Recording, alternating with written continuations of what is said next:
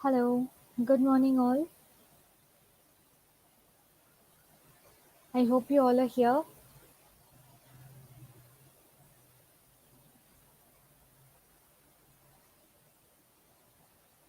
Okay, um,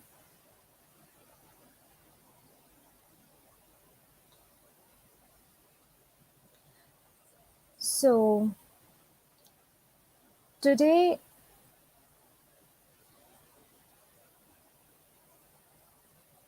good morning. Yes, so today, finally, we are going to enter into the early 20th century drama and fiction, and you all have three texts in that section. Firstly, you have Murder in the Cathedral, by T.S. Eliot.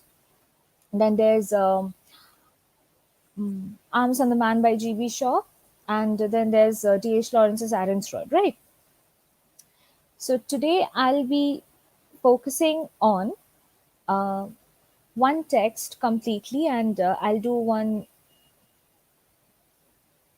I think, half because as time permits, because I don't know how much time it is going to take with the drama. So right now, I'm going to tell you about one thing regarding Aaron's Rod. I'm going to start with Aaron's Rod first. So regarding that, Aaron's Rod is basically, I have personally never seen this text anywhere in the syllabus as long as I have been studying literature. So it's sort of it's an underrated text of Lawrence because if you see Lawrence's major texts are what like Sons and Lovers, Lady Chatterley's Lover, then there's the Rainbow, then the Rainbow sequel, Women in Love, which I had when I was doing my master's. So those were the major texts of Lawrence's which were always highlighted, but Aaron's Rod was not particularly highlighted ever. So I don't know, I mean, why have they included it, but anyway, um, regarding this text, while I was preparing for it, and I'm going to be very transparent with you people, like you will get barely any proper, material on this text. So you can approach this text in two ways. First, just read the text, read the novel. It's, I think, 200 or 300 pages read. It will be an interesting read because when I read it last, it was few years back. So you can go through this text and know about the characters, the biblical references, the biblical reference of Aaron's rod, and that's one way, that's one easy way to do it. And the other way is that I am going to give you some of the materials which I could gather from here and there, some bits and pieces, and you can just collate it all together. I mean, I'll collate it for you, and I'll just upload it. And I'm really sorry I couldn't upload last week's notes because I was a bit busy with my PhD work, but I'll do it by today evening. And if I forget by any chance, just please one of you remind me. Okay. So there's the two ways you can approach this text with, but I'll highly recommend the first one because if you read the text, then you get your first hand experience on it, right? So after that, whatever notes I'll give you, it will be very easier for you to relate with it. So okay, let's start with this. And before jumping into the text, I would like to discuss about something regarding the characteristics of modern novels, early 20th century modern novels. So that, again, like I did when I was doing Philip Larkin, like I talked about poetry, characteristics of modern poetry and all. So it will become a bit, easier for you to follow the if you follow the themes, right? So let's start. with the few of the features of the 20th century modern novels. So basically, we all know that the 20th century broke with the mission of the Victorian novel, which is storytelling and entertainment. It rather focuses on character to unravel the intricate web of thoughts and feelings that activate the individual. So we saw in the last class when I was teaching you James Joyce, that how the inner web of thoughts mattered to the 20th century novelists or dramatists, whoever it may be. They didn't anymore focus on the external reality. They tried to delve deeper into the mind of the characters, deeper into the mind of the individuals, to understand their feelings, their notions, their perspectives from their point of view. Okay, so it sort of unravels the intricate web of thoughts and feelings, which activates the individual's mind, and we get the experiences, the direct experiences directly from them. So many novels were mainly concerned with propaganda and social issues, which also we have seen in the last classes texts, in Joyce's A Portrait. So it talks about the social issues. It talks about the religious issues. It talks about the decenteredness of the religious views. Right. So early in the 20th century, the novel was impacted by the works of some prominent 19th century writers. Right. So from them, they learned to present people as they usually are, wholly good nor bad, but with a mixture of character traits. The older structure of a protagonist and antagonist, that is the hero and the villain, gave way, and in modern works, one seldom encounters a villain, pure and simple. So, what we see in the modern texts, we see some characters are struggling with themselves or with a situation, with some outside force, but not particularly with a proper villain figure, right? So the first characteristic, or rather the first feature which we can see in the modern novels or dramas, but in particularly I'm talking about novels right now. So it's the individual and moral dilemma. Now, three generations of novels were clearly distinguished during the 20th century. Novels before the 1920. Okay. I guess you can write it down. Novels written before 1920, those written between the two world wars, and novels written since World War II, like post World War novels. So the earliest period was dominated by two figures, namely Henry James and Joseph Conrad. Okay. The first was the Anglo American, and the second Polish writer. Henry James's elder brother, William, was the American father of psychology, and it is scarcely surprising that the novelist focused on finely detailed portraits of individuals. So, intricately designing a character was a trait of the novelists since long back. Now, much of James's work, that is The American or The Portrait of a Lady, was written before the turn of the century. Okay. Now, he revealed very, in a skillful manner, subtle emotions with apparently simple body language and temporal facial expressions, which distinguished him as a very different approach from a last stream of consciousness technique. Now, James, Joseph Conrad, like James, explored individuals who were caught up in moral dilemma, and not only I'm talking about Conrad, but we have seen in Joyce also, like how he was in a moral dilemma, how he was in a fix, that whether to let go of his sins, or just go on with it, right? So moral dilemma is the basic characteristic. So now in Joseph Conrad's individuals, his settings and characters were strikingly different from those which James favored. Now, many of these novels were set in faraway locales, exotic lands in the tropical places he knew well from his years as a sea captain. Now, he experienced constantly with an oblique method of storytelling, perhaps more than any single writer. Conrad brought to the forefront a concern with point of view as a consciously manipulated technique in literature. Okay. Now, some excellent writers of the period did not reach the pinnacle of achievement of Conrad and James.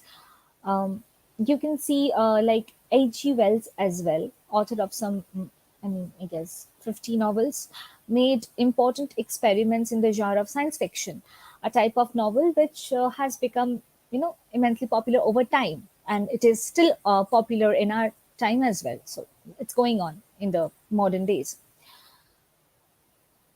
So, in the period between the wars, 1920 to say 1940, three novelists who had written some earlier books matured and produced their most significant work.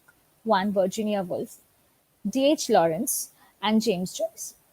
Woolf and Joyce permanently altered novelistic technique through the development of the stream of consciousness of writing, like we were discussing earlier.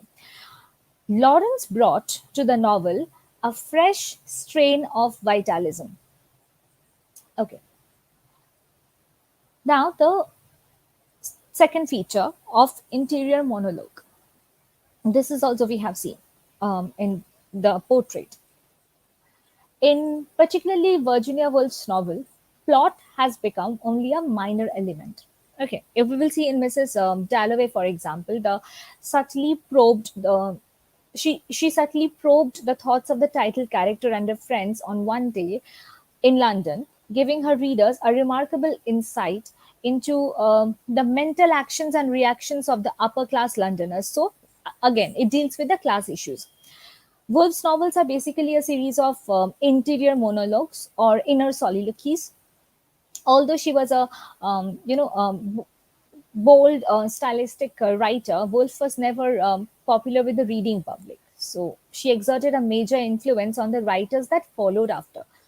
Okay, James Joyce expanded the technique of interior monologue to a true stream of consciousness.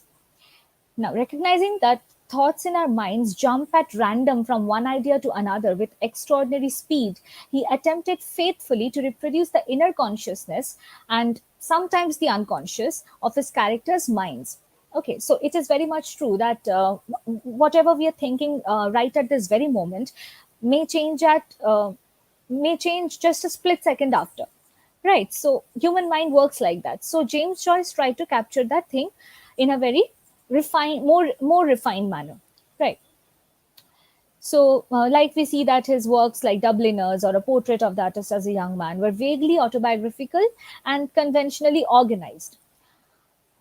Strikingly different in subject matter and style from Woolf and Joyce was D.H. Lawrence. Thus, he was a son of a miner. He escaped from the laboring class thoughts, a university education. Married to a German, Lawrence supported unpopular ideas by refusing to have anything to do with military during World War One, and by proclaiming that civilization of all types had perverted man's basically whole primitive nature. Badly treated by the English, Lawrence left England in 1918. Okay, never to return. Basically, basically romantic, he wandered the globe, delighting his nonconformity, but increasingly bitter at what regarded as English Puritanism. Okay, so the titles of Lawrence's principal novels show his fascination for the relationships between men and women, whether mother to son or to a lover. For example, we can see in Sons and Lovers, we can see in Women in Love and Lady Chatterley's Lover. So, many novelists who began to write in the 1930s have come to prominence after World War II, but none has attained the stature of Joyce or Lawrence. Okay, so they became the two important figures of early 20th century fiction. Now, when the three early novels of George Orwell, we can see, grew out of his experiences working with the poor and lonely in the slums of London. Right, fighting in the Spanish Civil War. On the Republican side, he became sickened by the communist atrocities and returned to England to write his two most powerful books, which are Animal Farm and 1984. I guess you all must have read Animal Farm. It's a very popular novel of Orwell. So these novels demonstrate the inherent desire for power in human beings. Why I'm talking about Orwell? Why am I talking about Virginia Woolf and all these writers? Because of the simple fact that the very common theme, which is the struggle of power, which is the struggle for power, can be seen in D.H. Lawrence's each and every work, starting from Sons and Lovers to Women in Love to Aaron's Rod, even. So you will, find this element of power, the desire for power in a human being, in very explicit manner. Okay, so this demonstrates the inherent desire for power in human beings that always threatens to pervert justice, freedom, and equality. The issue of equality is also an important issue which will be found in Lawrence's works. Okay. I will refer to one of the novels of Lawrence, Women in Love. Quite often, I will go back to Women in Love time and again and again. Um, or The Rainbow, its prequel. Women in Love is the sequel. I will refer back to Lawrence's other novels while discussing Ironstrode, because it's very much interrelated. The concept, the desire for power, the desire for freedom, which is freedom is the very important symbol in Ironstrode. So I'll keep on going back to that. So these are the features are which can be seen in these novelists' works. Okay, so the 20th century has witnessed the popularization of several new genres of the novel: the detective story, the story of intrigue, the science fiction, the gothic novel, with origins in the late 18th century, and it was enjoyed by the popular culture. So now many of these novels are deservedly, like I said, considered pop literature, but many of them are superbly crafted and can be accepted as serious literature as well. Okay. Now, perhaps science fiction and fantasy, with their intriguing imaginative experiences, will offer a major new approach, sort of. The blending of fiction and non-fiction, as in some, you may say, uh, documentary novels may continue to grow in a century of such diverse developments in the novel. The possibilities are as numerous as they are intriguing. So, as an illustration of a typical modern novel, um, Lawrence's Sons and Lovers is a great example because it's one of D.H. Lawrence's popular novel. So, what happens in basically Sons and Lovers? I don't want to go into that, but I refer it later on. Okay, refer to it later on. So, uh, I'm moving on to the third feature of the 20th century modern fiction, which is Oedipus complex. This particular feature is the dominant feature not only of Aaron's Rod, but it is particularly featured in D.H. Lawrence's own life as well. Okay. So we all know, I mean, on a very surface level, what is an Oedipus complex? It's a term coined by Sigmund Freud and used in his theory of psychosexual stages of development.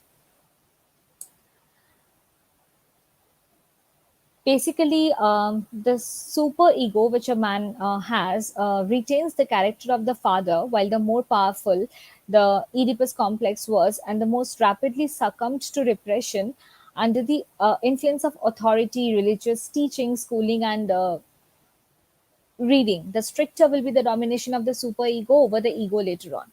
so in the form of conscience or perhaps of an unconscious sense of guilt. And basically, the sons more of inclined towards his mother rather than his father, and it's the complete opposite with a girl child.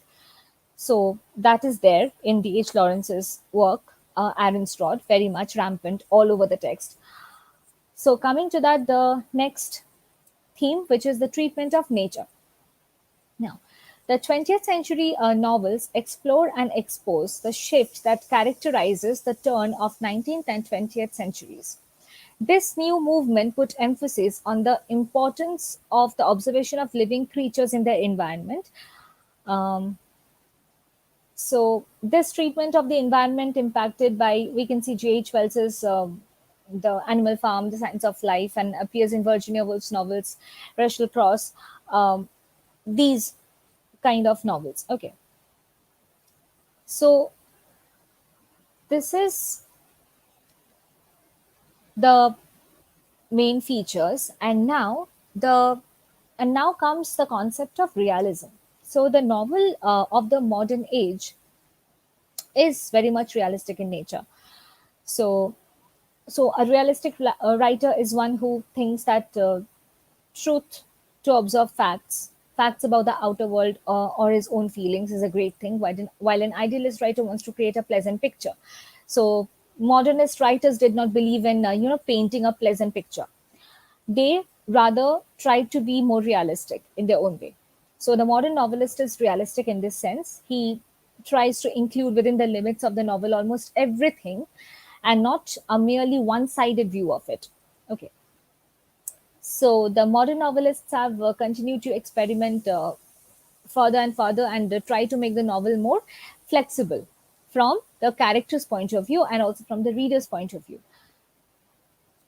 Again, the tendency of realism and materialism perceptible in the early years of the 20th century, with the discussion of social problems, stands the tendency for the criticism of material values and love for romance, adventure, and all those stuffs. The note of disillusionment against the realism in fiction and too much concentration on material values of life was sounded by psychological novelists of the age like Virginia Woolf, and a few others like Butler, Foster, etc.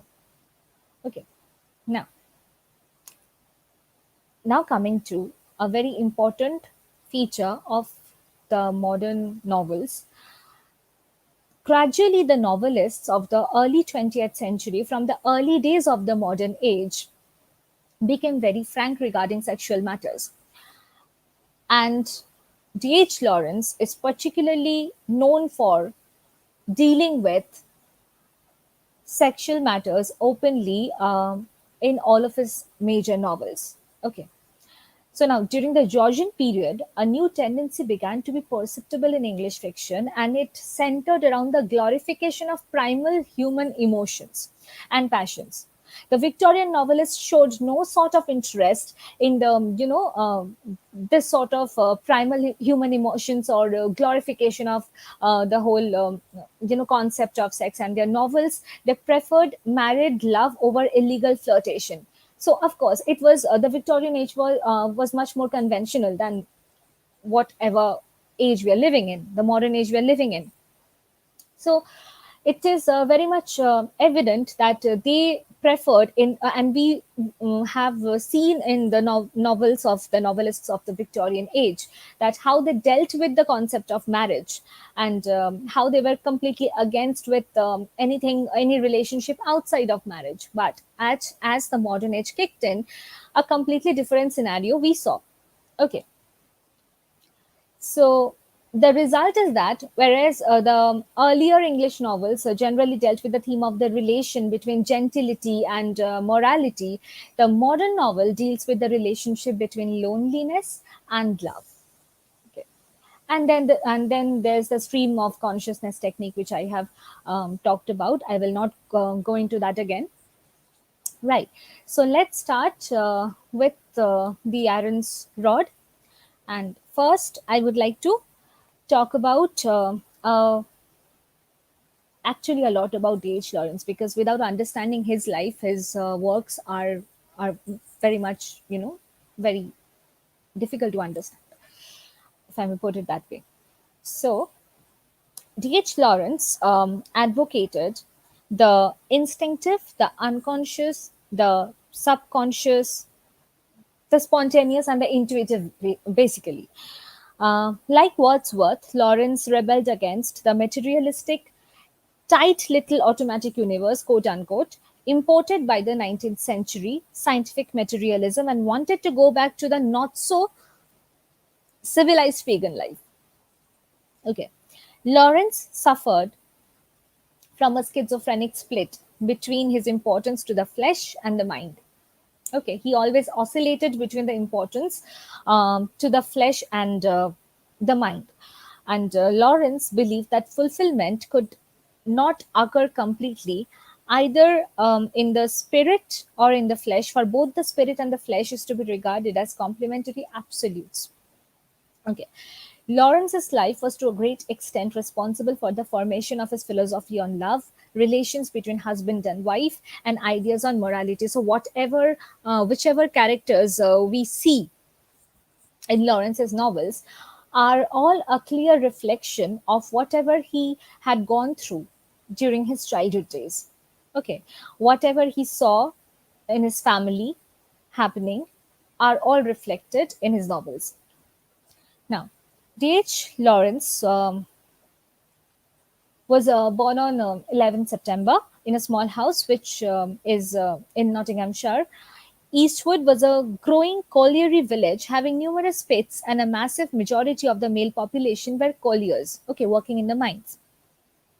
Lawrence's father and three paternal uncles worked down the pit in the mines. Lawrence was the fourth child, and ever since they have settled in Eastwood, in small and a grimy colliery village in Nottinghamshire, and finally then settled in Eastwood. First they used to live in Nottinghamshire. They built the rest of their lives over there, and this is where the frustration of Lawrence's mother kicked in. Lydia was a woman who was an intellectual and possessed a keen interest in books and had ambitions to become a school teacher. Was Lawrence's mother. Now, Arthur Lawrence, the father of T.H. Lawrence, was a butty, which is a man responsible for the working of a small section of hands, along with the team of workmen that he organized. Now, the disillusionment with her husband, her bottled up anger at her husband spending the entire day in the pit and evenings with his male friends drinking, has been portrayed very well in his novel Sons and Lovers. So we get a clear picture of his mother and father's relationship in Sons and Lover. Okay. So, coupled with this was her extreme dissatisfaction with her own roles as wife and and mother, together with the villages in horrible locations in which they lived, created in her both depression and a great deal of anger. So she knew that she didn't deserve that kind of life, but anyway, she was getting it. So it was sort of very frustrating for her, obviously. And she bottled up her emotions and anger and, frustration with her husband, with her husband's life. So for the Lawrence children, home life meant being divided in their loyalty for their mother as she struggled to do her best for them, in scrimping and saving, and in encouraging them to take their studies seriously, and a rather troubled love for their father, who was in the eyes of their mother a drunk and a never well-to-do person, okay, who spent his evenings and the greater part of the nights in the pub drinking with his friends to escape the tensions that he experienced at home. So escapism is still a constant theme dominating the modern age. Okay. All the children, apart from the youngest son, grew up with an abiding love for the mother and a deep distrust of the father. His behavior and his spending large share of the family income on drink created all the tensions between the couple, divided the children's love, and left Lawrence or Bert with a profound hatred of his father and an love and an anxious and sympathetic love for the mother. Now, the insecurities in the mind of D.H. Lawrence on account of the tensions between his find an outlet in the works of D.H. Lawrence, like I said. Now, to understand his novels, it is very much important to understand the D.H. Lawrence's concept on man-woman relationships. Okay, the works of D.H. Lawrence expresses his inner tempests, inner wars, inner struggles, passions, his frustrations, his complexes, his sufferings, and all may be rightly traced to his autobiographical details. Okay. Lawrence's mother exercised a tremendous influence on him on account of her unhappy marital life with her minor husband. The discordant relationship between his parents resulted in adverse psychological effect on him. Of course, like if you have, a difficult, frustrating atmosphere at your place, at your home, you will obviously be psychologically affected. And the same case was with D.H. Lawrence. The childhood of the son of an unrefined coal miner and a woman of a marked social character in a country village transformed by the mining industry provided the plot of Sons and Lovers, as already I've mentioned, and also of the Rainbow, which concentrated on the moral problems arising between husband and wife and also between parent and child in a working class environment. So this total chaos in the family arena can be seen in Lawrence's works. The text is located in the post industrial era. Lawrence has a pathological horror of what he terms the horrid merging and mingling of selves. A kind of spiritual standoffishness runs in him, and this is traceable to his class situation as a child. Moreover, he was scared of being engulfed by women and even more possessive women like his mother. Almost all the figures in his fiction maintain certain aloofness, okay, a certain distance, a proud separateness of self, which may at times get confused with snobbery also. Like the fear of being invaded is very pronounced in D.H. Lawrence's novels. So he was very much afraid of invasion in his personal territory. So what his characters in his novels tend to do always is to dominate the women. Okay. Now, for Lawrence, you need to be apart and autonomous in your being, but not closed and self-complete like Gudrun and Lurky in Women in Love. Those are the two characters in Women in Love. I'll come back to Women in Love later. So, according to Lawrence, you need to be autonomous in your being, but you don't need to be completely closed as well. Okay. Now, Lawrence's unnatural attraction for his mother, now comes the theme of Oedipus complex, which I was talking about. So, Lawrence's unnatural attraction for his mother resulted in a warped emotional and psychological adolescent where he failed to form any lasting relationships with the women in his life. So he could not have any lasting relationship because of his conflicted feelings for his mother.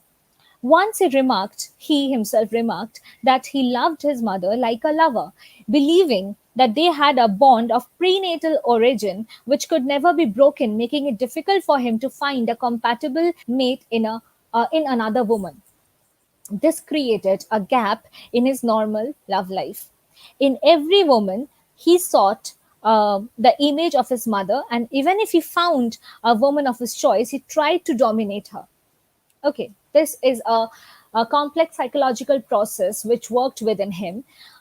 One, he didn't like anybody other than his own mother. And second, even if he found somebody, even if he did find somebody, he tried to dominate that person.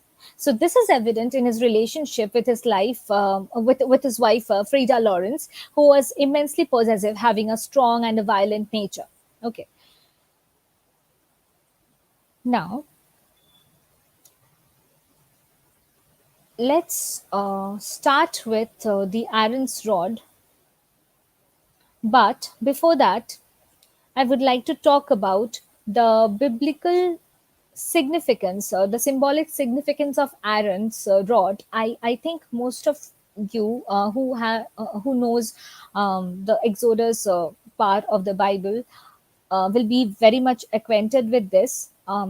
I personally don't have any deep knowledge regarding this Exodus chapter, but I have still gone through it and sort of tried to uh, collate it down, the significance of the biblical story and with that of the text itself.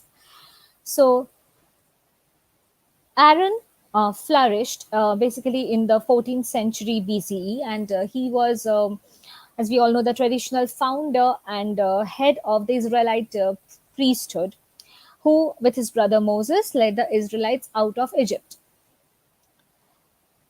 Right.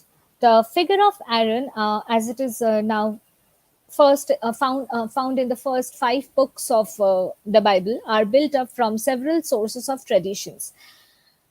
Right. He is seen as the leading personality at the side of Moses. He has appeared in different roles in Christian tradition. Okay. Aaron is described in the book of Exodus of the Hebrew scriptures as a son of Amram of the tribe of Levi, 3 years older than his brother Moses. He acted together with his brother in the desperate situation of the Israelites in Egypt and took an active part in the Exodus, their liberation from bondage there. Okay. Although Moses was the actual leader, Aaron acted as his mouth. The two brothers went to the Pharaoh together, and it was Aaron who told him to let the people of Israel go using his magic rod in order to show the might of God. When the Pharaoh finally decided to release the people, God gave the final and important ordinance of the Passover, the annual ritual remembrance of the Exodus, to Aaron and Moses. But Moses alone went up on Mount Sinai, and he alone was allowed to come near to God. Moses later was ordered to bring near Aaron and his sons, and they were anointed and consecrated to be priests by a perpetual statute. Now, Aaron were to Aaron was to take over the priestly garments after him. Aaron is not represented as you know wholly blameless. So it was he who, when Moses was delayed on Mount Sinai, made the golden calf, and that was idolatrously worshipped by the people. I'm sorry. So Aaron was allowed to come into the Holy of Holies, the most sacred part of the sanctuary, in which the Hebrew tribes worshipped, bringing his offering. Now, together with his sister Miriam, Aaron spoke against Moses because he had married a foreigner, a woman from a southern part of Nubia. But as in the episode of the golden calf, the narrative tells how Aaron was merely reproved, though Miriam was punished for the offense. In the rebellion of Korah and Levite, however, Aaron stood firmly at the side of Moses. According to now, Aaron died at the top of Mount Hor at the age of 123, and in which represents another tradition. He's said to have died in Mosera and was buried there. Now, Aaron is the central figure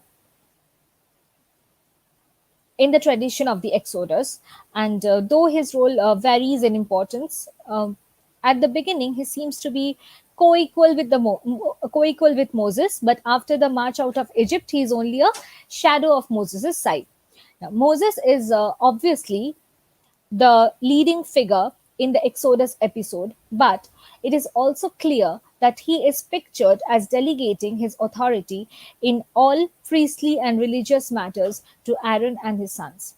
The rod, this divine symbol of authority and independence, find its echo in the flute of Aaron Sisson, who plays it in the novel.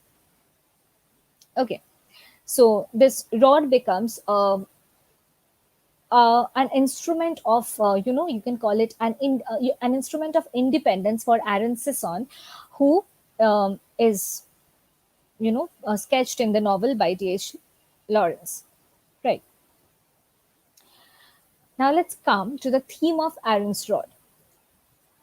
Lawrence started writing Aaron's Rod in September 1919, revised it in 1920 and 1921, and published it in the following year. The principle of leadership on which he had been meditating saw its first expression in Aaron's Rod. The book, though grounded in war, contemplates a post war Europe debilitated and cheapened. Okay. The story revolves around Aaron Sisson, a miner who walks out on his wife and two pretty little daughters one Christmas Eve and starts his career as a flutist in the Covent Garden Orchestra. And Rawdon Lilly, a born leader who serves without humility and dominates without arrogance. We will see Rawdon Lilly as the love interest of, an love interest, or we can call it basically, of Aaron Sisson. Um, he was a guy, by the way. So we can see the theme of homosexuality over here. We will see gradually, as we have seen in the rainbow and the women in love as well. Right. So how was Rawdon Lilly? Rawdon Lilly was a sort of a born leader who serves without humility and he dominates without arrogance. And he's presented as little Jesus, as his wife taunts. For throughout the book, we get ample evidences of his, philanthropic streak. So that's why he was named like that. Nursing the sick Aaron, rubbing oil onto his body, Lily is presented as one who maintains his own code of living that is inaccessible to the general masses. Okay. Now, the novel comes across a picaresque novel. So, what is a picaresque novel? I guess you all know what is a picaresque novel. It deals with the adventures of a, rough and dishonest but appealing hero. So now, Aaron comes across as another aspect of D.H. Lawrence. He leaves his nagging wife and children, justifying himself, saying, because, quote unquote, because I am damned if I want to go on being a lover to her or anybody. He is less opinionated than Lily, but equally certain that it is not necessary that a man's need for and love of a woman should be seen to rule out his need to have a separate being. So he will not at any cost rule out his own separate being for the name of love. So for him, his own existence is more important than his love for a woman. Okay. Aaron's flute allows him to survive alone. So it is an instrument of power. I will very soon discuss the theme of love and power in Aaron's rod. So then we will see that Aaron's the flute which Aaron uses, the which symbolizes Aaron's rod, um, it allows him to survive alone. And in the words of a famous critic, Frank Kermode, it is flexible, unmechanical, monadic instrument as well as the emblem of male creativity. Lily fights it out with his wife. Aaron simply departs. Okay, this is the basic difference between Lily. Rawdon Lily could fight with his wife, could fight with his emotional turmoil, his split personality of being a bisexual, but Aaron simply departs from that arena. He leaves his wife and children just like that. In his book, Lawrence's theory on life comes across where the woman is considered to be the great source of life and existence, the one who has the power to reproduce, whereas man is the source of all creation and purposive being. So the man is always seen to face a tug of war between his urge to create and his being forced to cater to the wishes of his wife. Okay, see, so according to Lawrence, a man is always is in a position of a dilemma, is always in a flux, is always you know in a tug of war to authorize his own identity or to fulfill the wishes of a woman. This has been rendered in Lawrence's critical works. His wife had supposed herself as woman and particular as mother, the first great source of life and being and also of culture. The man was but the instrument and finisher. It is the belief of the whole white world, wide world, the stakes on a more interesting shade where the men of the world claim that all that is fine and productive and sensitive is woman. So that is how a woman is characterized. She's fine, she's sensitive, she is characterized as productive. The text thus can be read from the perspective of both gender, as you know, it can be looked from the angle of sexual politics as well. The gender roles. And I would recommend you to read regarding this Sexual Politics by Kate Millett. After reading that, you will be able to very much, and after reading the novel Aaron's Rod, you will be able to very much relate what am I talking about right now, because it talks about explicitly the two power dynamics of the man woman relationship. Right, so that will be of very much help if you go through that text theory. However, much the men react against the women, this belief that they are more productive and refined, and thereby detest their women running to brothels or to beer or anything, out of reaction against the ig- ignominious belief of the sacred priority of women. Still they do not profane the god they worship. Though they profane their women, they inversely worship her. Okay. Now, Aaron is such a man who does not worship a woman. So he breaks into a world of separate existence with the faith that a man must not be given to a woman. When there is, you know, Aaron claims and tries to prove to the world that, as well as to himself, that he is better without being messed around with a woman. So he tries to proclaim that he's better off alone. He doesn't need a wife. He doesn't need any woman to complete him. Now, the text is replete with Lawrence's metaphysic regarding love and marriage. Okay, Lily's disgust at the married state, which he termed stuck together like two lozenges in little boxes, like how it will sound suffocating, right? So it is described. Marriage is described by Lily as a suffocating state. Now, this philosophy gets reflected in his struggles with his own wife. As a woman, she is confident of a superior role over her and insists that the husband consider her as better, and even resists his natural authority over her. Sh- So, this in the text has been compared to the death of higher races uh, and the Orientals. Okay, the power dynamics of dominated and the oppressor. Lily's own salvation lies in strife, the fighting and passion that precede the condition of being together and apart in marriage. Lawrence went on advocating the need for men to assert their maleness and loneliness even in marriage. At one point, according to a friend of Lawrence, Lawrence advised his son on the eve of his marriage to be always alone, always separate, never to let his wife know his thoughts, to be gentle except when she opposed him, and then he was to beat her.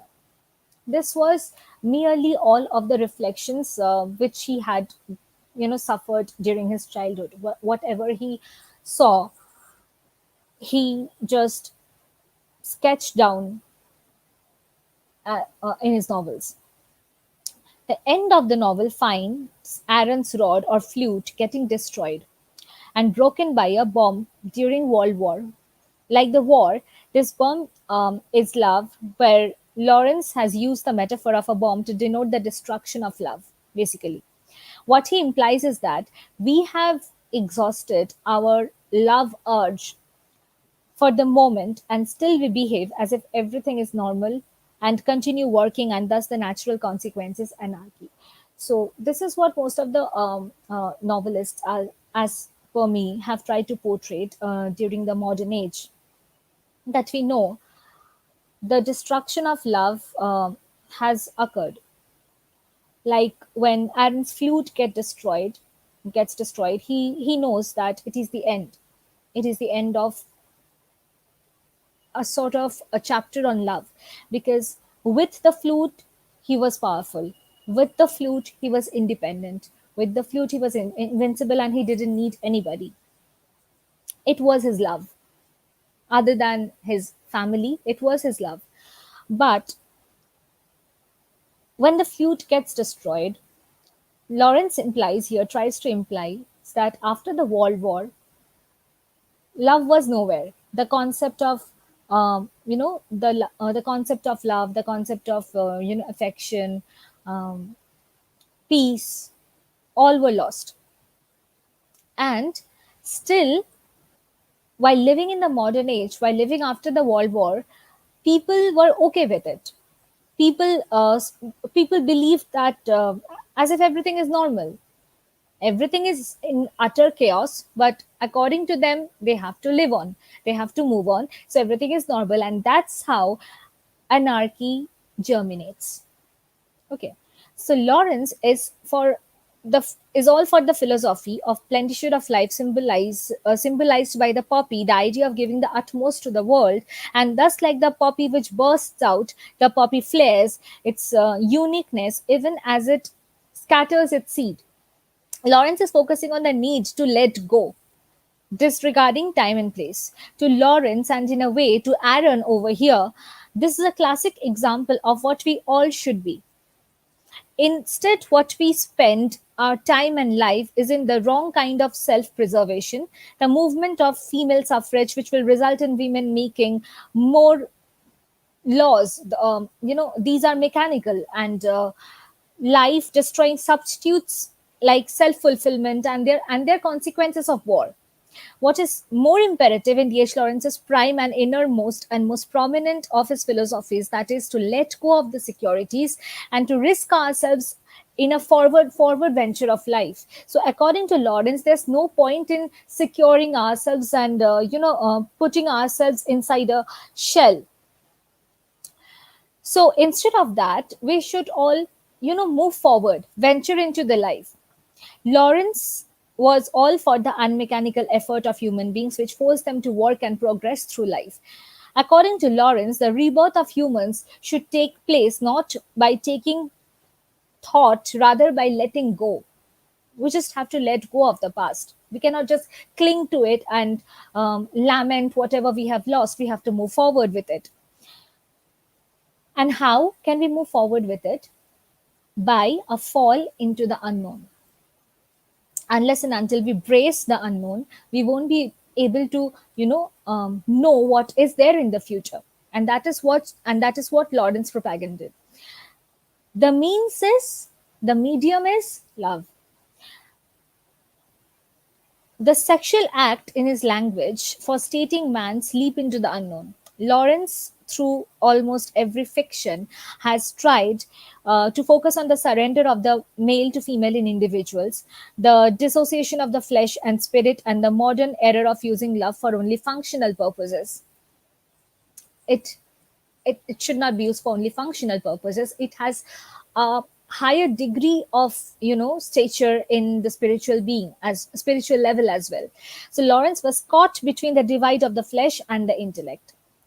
The novel Women in Love suggests the predominance of sexual relationships and the recognition of the undercurrents of intellect which tries to dominate art. Now, Aaron is a representative figure of the modern man's predicament that welters in the conflict of creeds and passions. The clash of will with his partner precipitated the failure of his marriage. He never wanted to yield himself fully to her. Okay. He was of the faith that his individuality was sacrosanct, and if he surrendered entirely or submerged his individuality, he would disintegrate intrinsically. So he felt that if he submits himself to his wife wholly, his whole uh, being, his own personality will disintegrate, and he didn't want that. Lawrence didn't believe in that.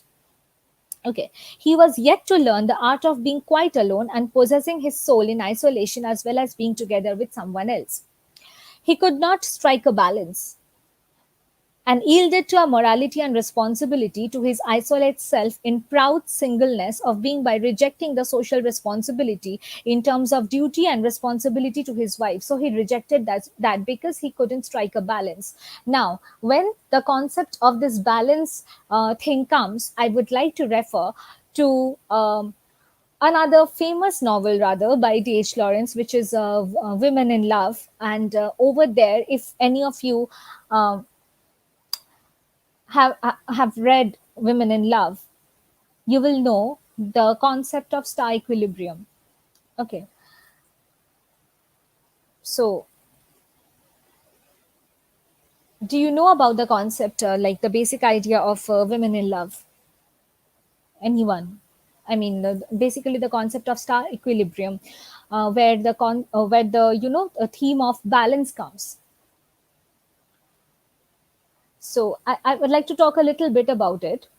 There, as far as I remember, mm, in chapter 3, I guess, yes, one they the character protagonist, the female protagonist Ursula, goes to visit Rupert Birkin, and Rupert Birkin tells her that he wants a relationship with her, but not a conventional love, not a conventional love relationship. He wants something final and infallible, that is beyond love, beyond an emotional relationship. Ursula doesn't understand what he means, and when he denies the existence of love, Ursula moves to leave. Instead, she asks, if there is no love, what is there? Rupert then explains that there is a place where they can meet as two stark, unknown beings, two utterly strange creatures. Ursula persists in trying to relate his words to love, asking whether he doesn't find her good looking, because she was thinking about thinking on a very surface level. Okay, and Rupert was thinking very much, deeper level, spiritually. He was thinking. Rupert explains he doesn't want to see her or hear her, and she mockingly calls him conceited. Then Rupert explains he wants a strange conjunction with her, an equilibrium, a pure balance of two single beings as the stars balance each other. So, this is the same kind of balance which D.H. Lawrence talks about in Aaron's Rod. Right. So, now coming back to Aaron's rod, he was caught up in a trap between self and selflessness. He still could not stop being loving towards his wife and children. Consequently, he arranged for sufficient money to be paid over to his wife. It may be hinted that preserving his own isolate singleness may be the central reason for his strife with his wife, Lottie, the only person who had mattered to him in the world. The Laurentian metaphysics are cold and endorses a person sticking to his higher morality, to preserving isolate self in proud singleness rather than in suffering himself, and being the cause of disintegration of the partner in a man woman tie. Now, Aaron's action, deserting his wife and yet providing for her, can be understood and explained well.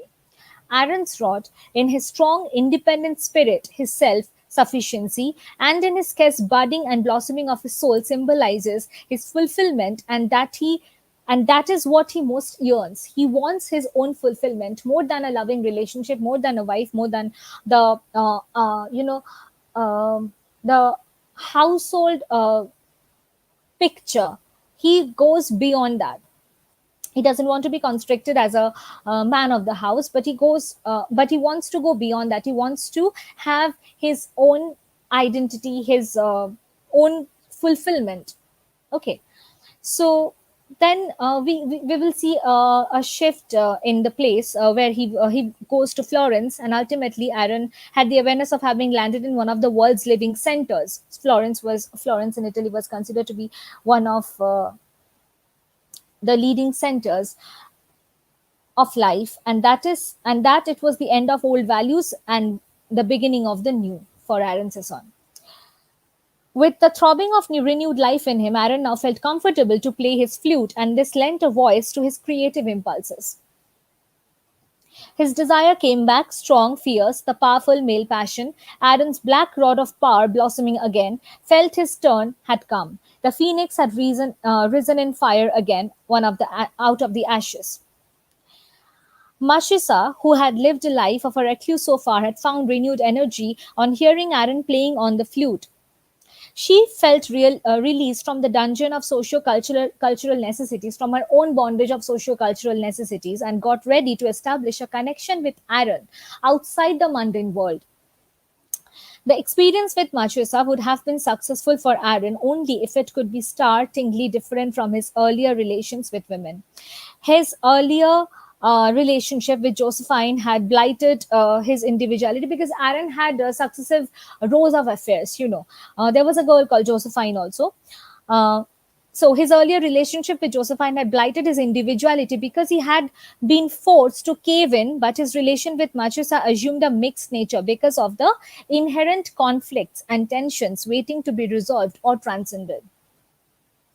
He felt scared and terrified at the prospect of being possessed and absorbed by her, because what is important for Aaron: his individuality, his own self being. Despite his longing to retain his singleness and individuality and the power to keep himself away from her irresistible attraction, he craved to go to her at any cost. So the relationship is marred by a streak of dissatisfaction and discontentment over here. Right, because Machusa, true modern Venus, chose not to know too much, was the woman who merely took a man to gratify her carnal urges and desire. Now, Aaron realized soon that that Machusa ignored him as an individual and merely used him as a tool to satisfy her sensual desires. Okay, so she did not pay any heed to Aaron as an individual. Rather, she used Aaron to satisfy her carnal instincts.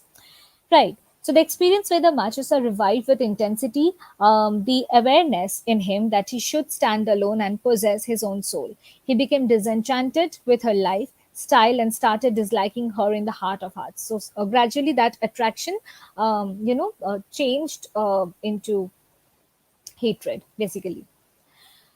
So Lily was convinced that everybody ought to stand by themselves in the first place, men and women as well, both the sexes. They came together in the second place if they liked, but again and again, Lawrence emphasized on the fact of the men being able to get on their legs and be ready to join other men in the spirit of adventure, not to remain constricted within the bounds of a woman's love. Okay, sorry. Lilly was echoing the suggestions offered by Lawrence, and his comments seem woven into the texture of the novel, and he seems to be somewhere beyond it all. One understands and possesses one's soul in patience and peace and know it. Okay. Now, a man, according to Lawrence, can be best be alone and at peace, like as I was talking about the concept of peace, only when his woman remains in complete possession of her soul. It is only under the above circumstances that the man can emerge out of the crippling social system and makes life enhancing contribution to culture and cultural values, even if only if the woman remains contented with her own soul, with her own being. Aaron's story is the dramatization of his struggle to acquire the ability to stand alone and then discharge his socio-cultural responsibility. He comes to realize his own position through Lily's help and impersonal friendship. Lily expounds his doctrine to Aaron in the concluding chapter of the novel, stressing the necessity of fulfilling one's responsibility to one's self before preparing for purposeful participation in creative activity. The novel clearly expounds that a man's first responsibility is to himself. Just write down this point, because it's the whole culminating thing of the novel. Okay, so the novel expounds that a man's first responsibility is to himself. These are the key points. It will just help you to understand the novel better when you will read it. Do let me know if I need to repeat it. The novel expounds that a man's first responsibility is to himself, to his own soul within him. Only then an individual can share the creative activity with other men, but they must, in their souls, submit to some greater souls than theirs, livingly yield to a more heroic soul. So, man should work in a creative manner within the framework of culture to transcend the conflict both within and without. Okay, so this was basically the crux of the Aaron's rod. Okay, so I think this completes it. And I was talking about. Okay, should I repeat? I said that the novel clearly expounds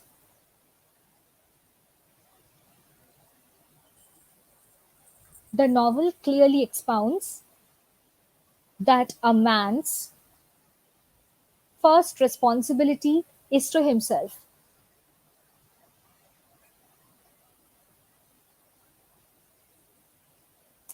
to his own soul and within him.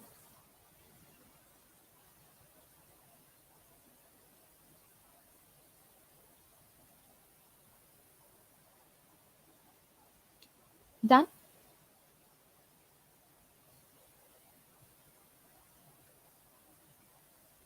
Okay. So this was basically the crux of Aaron's Rod.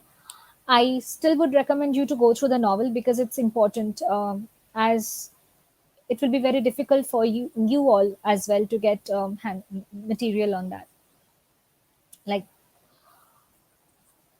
proper study materials. So I would recommend you to do that. And I was talking about the the theme of the concept of power and love in Aaron's Rod, but I think I'm going to upload it in Google Classroom as notes. You just will go through this. I will upload it in today's evening, today evening only. Okay. If you have any problem regarding that, you will just tell me tomorrow. I'll discuss it. But I don't think there will be any problem because it's very simple thing about the power dynamics of love and power. Okay, the sorry polar opposite dynamics of love and power. So I don't think it will be difficult much, but I have to move on with the murder in the cathedral. I have to start it, so that I can at least reach halfway through it. Or if you want, I can just go through the theme of love and power in Aaron's Law. Should I do that,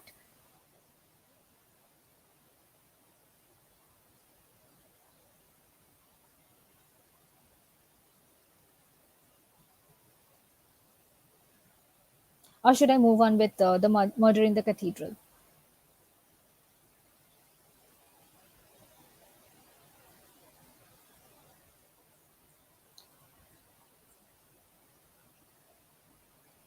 Yes, ma'am. For what? Like, should I move on or should I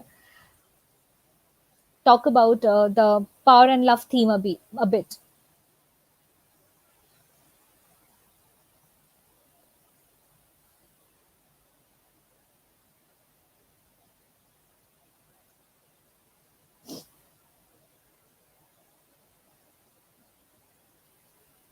Okay. So I'm going to talk about it very briefly because to get on with it.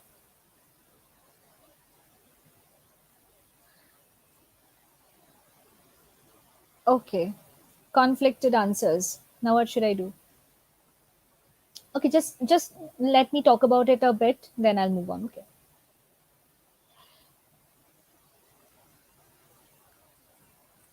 So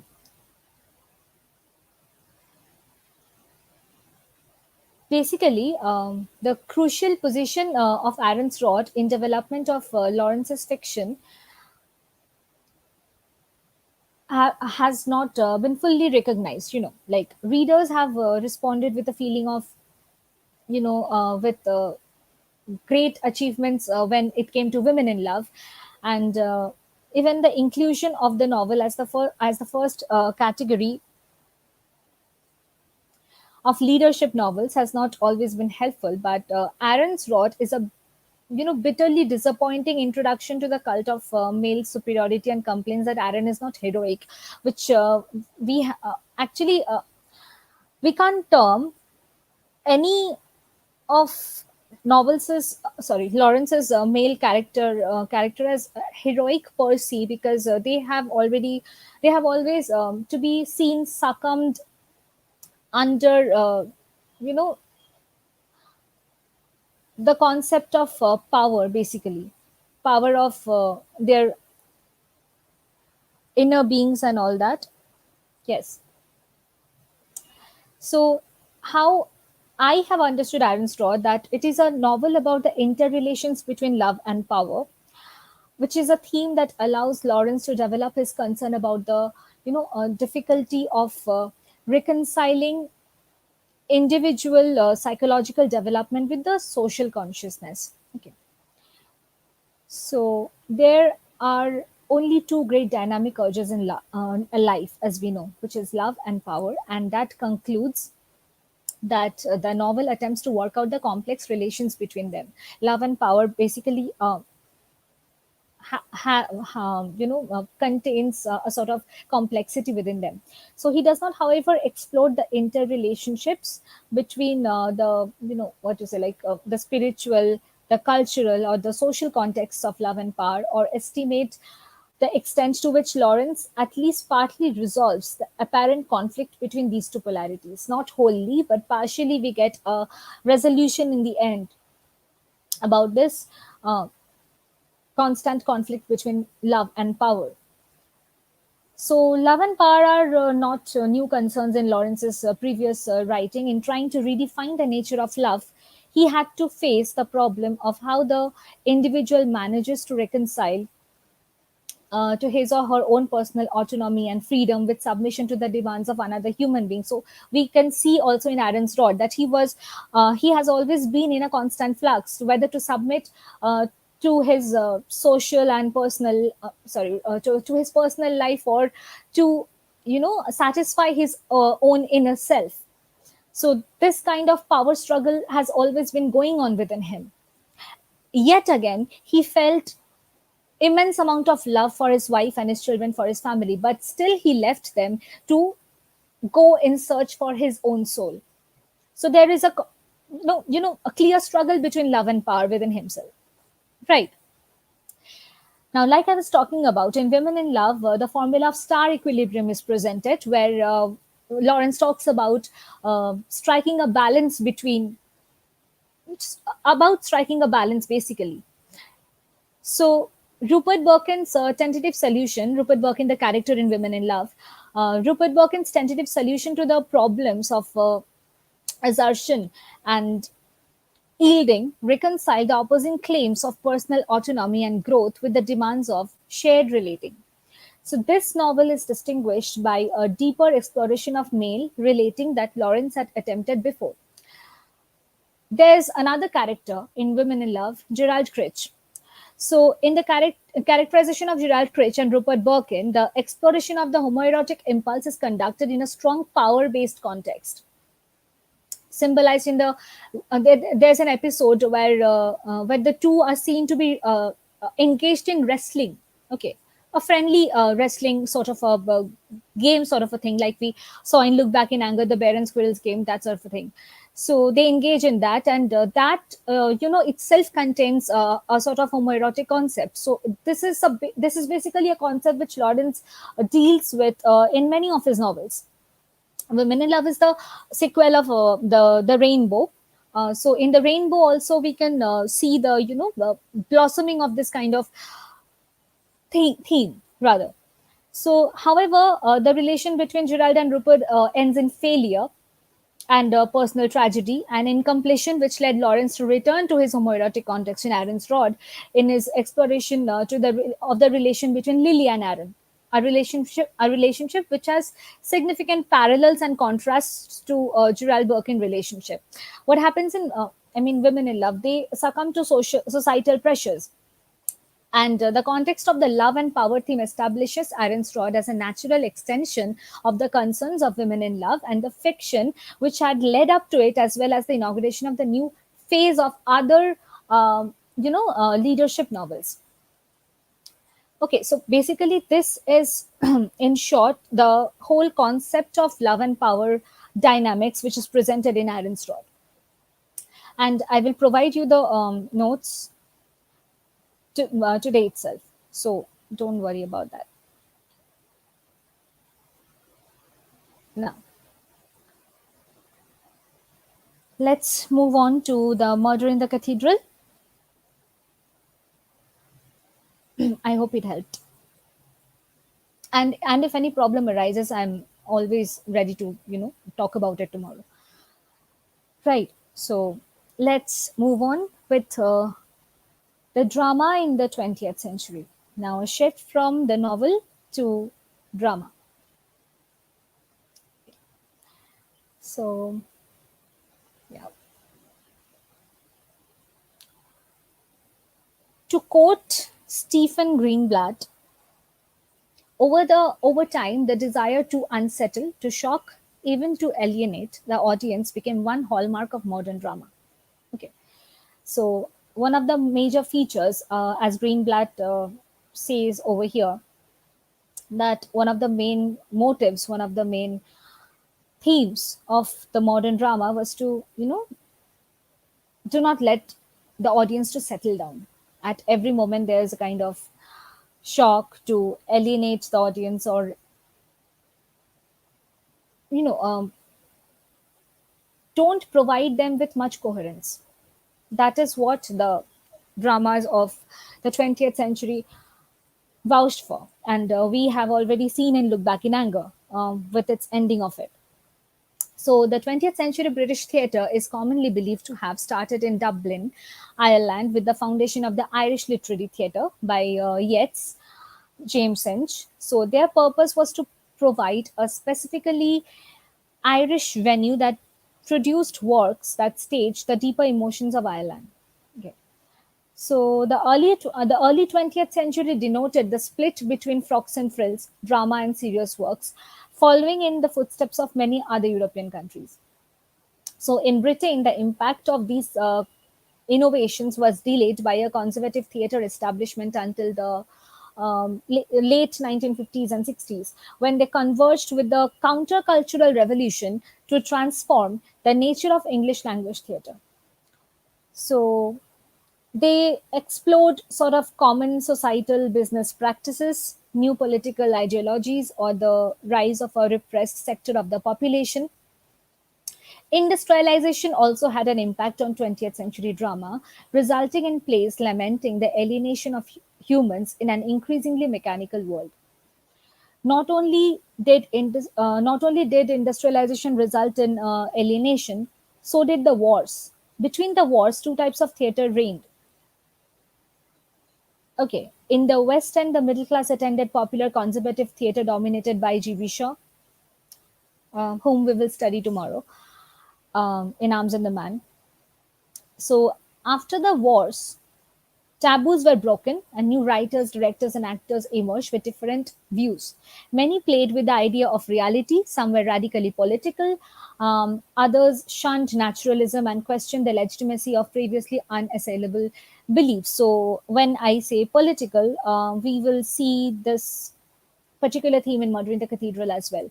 So there will be a constant tiff between the spiritual and the secular dominions of society.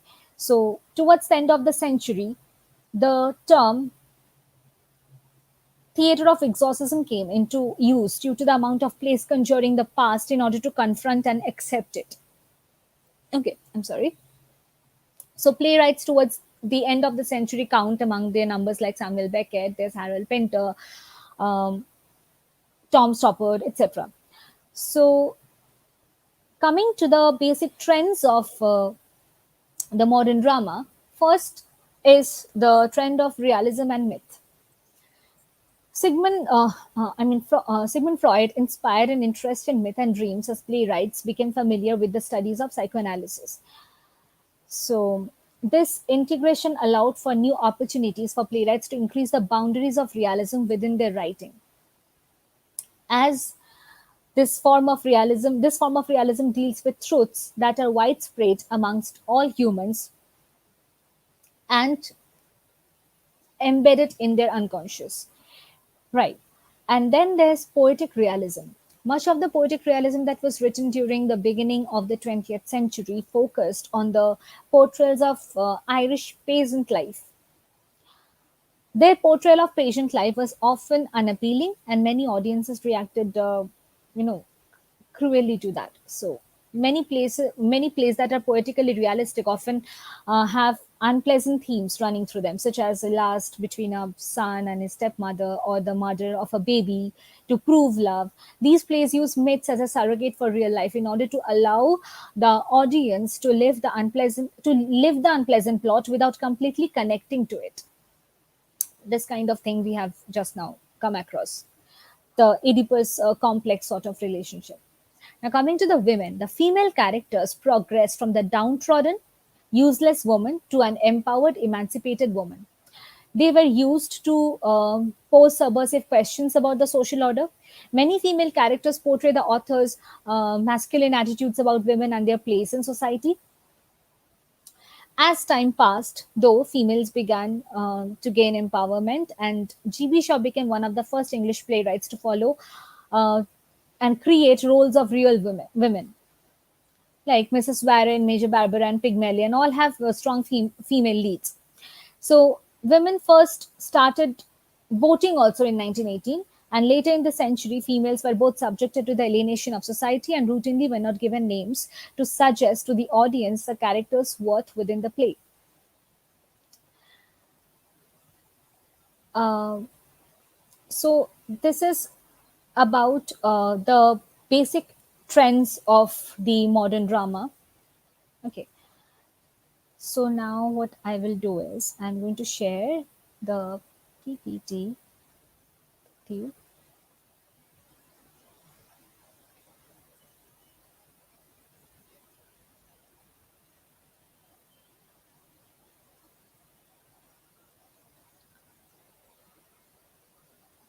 Um,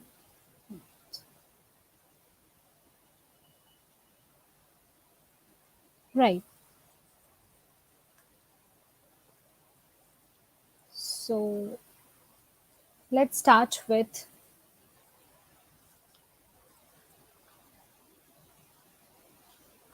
the drama. So it's basically an appraisal of the 20th century age. Okay. So the literary artist, and so what the 20th century age basically saw was that the individual confusion and spiritual barrenness. Okay. So the literary artist and thinker in free societies often convey a different impression of values from the politician, the economist, the businessman, the scientist, or the minister. Literary men of England in the early 20th century were in revolt against smug Victorianism and in an acute campaign for social reform and justice. So, like I said, the literary men of England were in complete revolt against the smug Victorianism. Whatever the Victorian writers dealt with the themes like very moral in nature and very much, traditional, orthodox in characteristics, the characters were. So those kind of novelists, those kind of rather works of the novelists would not be valid in the modern 20th century, right? So basically the war had disillusioned most of them, so they fled from reality or were caustically critical of the world around them. They had fled from orthodoxy as a vain solution for ills. They came to despise conservatism and gradually pinned their hopes on a new liberalism. Now, gradually, they concluded that the liberal had no certainty of purpose and no power, and that he was sure of nothing but general distress and personal failure. Another and more disastrous war shook their faith in liberalism that had been building up in the 30s. English writers of today are pessimistic in an atmosphere of conflicting ideologies and lack of spiritual focus. So now, due to the disillusionment created by the war, the English writers of today became pessimistic, and an air of conflicting ideologies sprung up.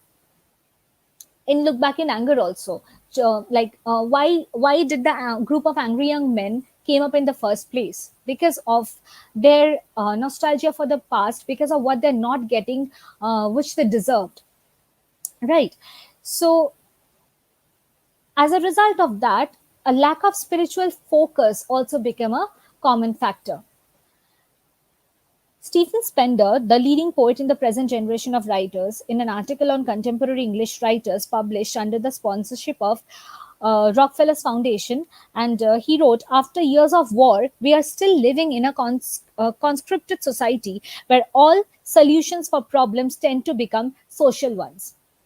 The young English writer today is probably employed by the BBC or the British Council, and although he may flatter himself that he is in a state of revolt against them, as he grows older, his values are decided by their values. So I already talked about it that we cannot. We can complain as much as we want. The writers can complain as much as they want about the past, about what they are not getting, which they used to get, about the good old days of authority and complete control, but they cannot completely reject the world they're living in. They cannot rebel against it. Right. So now comes the need for reassessment of values then. Given then that there are literary movements and that there is a mood of dispiritedness among English writers of the present generation, there must be, nevertheless, hopeful signs as well. Chaos is never constant, and perhaps the situation today is transition period from Victorianism to the emergence of a fruitful Renaissance in England, a rebirth in England. The material for great literature is not lacking. There are always extensive ideas to be, symbolized in aesthetic expression. The English writers have shown concern during this century for a definition of their responsibility that will harmonize their desire for freedom into a broader and a tighter social pattern. The writers ask if their responsibility is now of a public kind or an individual kind. It, if they must dwindle into a cult, consoling each other with the appreciation they cannot win from the reading public, or if culture has become so preconceived and uniform that the adventurer and the irreconcilable cannot hope to win a response that will feel.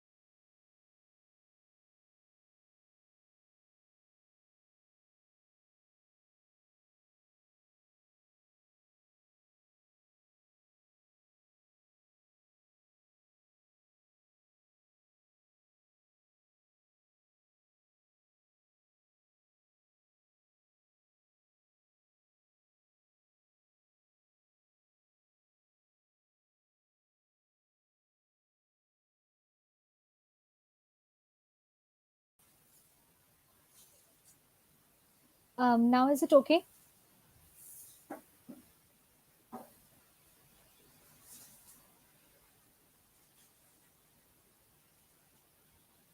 Now is it okay, right? Sorry, my connection got disrupted. I'm really sorry. Really sorry for the inconvenience.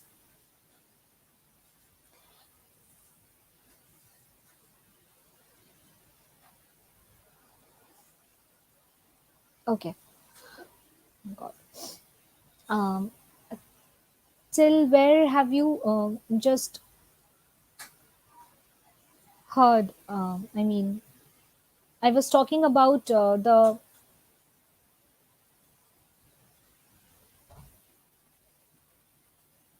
need for reassessment of values. Okay, I'll just go through it once again. Yes, so the organizational and scientific ideas have simply outrun the ability of literary men to use their imagination and creative powers to humanize and personalize them with the highest ranges of aesthetic expression. Okay, so certainly in our age, many admit that scientific and industrial progress has outrun man's social development to the level of being able to cope with its damaging possibilities. So, as industrial development started to happen, the scientific development started to take place. Man's social engagement reduced a lot, which led to some damaging possibilities. Perhaps literary men have remained too long in ivory towers, railing against a tide that will not slacken its course. Perhaps, on the other hand, societies have lost sympathy for anything but temporary expedient, bodily comfort, and spiritual numbness in the creation of a happier world. Okay, so society has gradually lost sympathy for anything but temporary. Okay, they didn't believe in anything which can be permanent. Permanence is not in their dictionary anymore, and there can be seen spiritual numbness everywhere. People believing in secular power, people believing in politics, and the political, the secular part of the society, rather than believing in God. So the belief in God gradually was waning away, and that is where the fight between the church and the king came upon. Right. So if so, literature is dying, um, and there can be nothing like a utopian world, as Huxley calls in his Brave New World. So that kind of world is now very much impossible to achieve. So now let's talk about the rise of the poetic drama very briefly in the 20th century. So, the revival of poetic drama is another development of the interwar period, which illustrates the dissatisfaction with realism and the tradition of naturalistic prose dialogue. Okay, so now experiments in verse drama were made by a number of eminent poets, and T.S. Eliot's plays have attracted considerable attention with regard to that. Now, let's talk about the achievements of T.S. Eliot as a dramatist. So, Eliot's fame as a dramatist rests on mainly five plays. One, Murder in the Cathedral. Second, The Family Reunion, The Cocktail Party, Confidential Clerk, and The Elder Statesman. And with each drama, he excelled in the um, form of writing in poetic language. Okay, so Eliot intended to bring poetic drama back on the stage.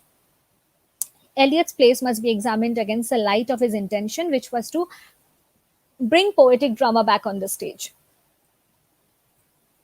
Conscious of his weaknesses, he constantly strove to overcome them in successive plays. He faithfully kept up the exploration and experimentation that he said was necessary in achieving greater approximation to the unattainable idea of poetic drama.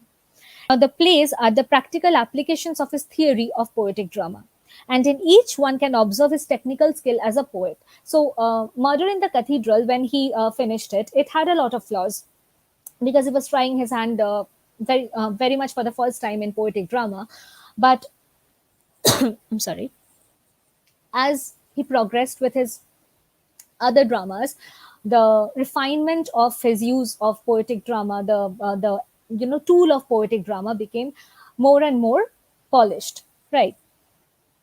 So Eliot was capable of viewing his last piece of work with critical detachment and take up the next work with the intention of avoiding the mistakes he had made in the earlier one. There is a clear evolution in his work from Murder in the Cathedral to The Elder Statesman. So, if you any time at any point of time read all of his dramas in a chronological manner, you will be able to see his evolvement as a dramatist to write poetic drama. Technically, each plays an improvement on the former. The subject of Murder in the Cathedral was from the early history of England. Problems of versification and language were solved by the choice of a neutral style. But the solution was special to this play because verse was easily acceptable in a play whose subject was historical. I just need to show you this slide. Just give me a second. I just need to show you this slide.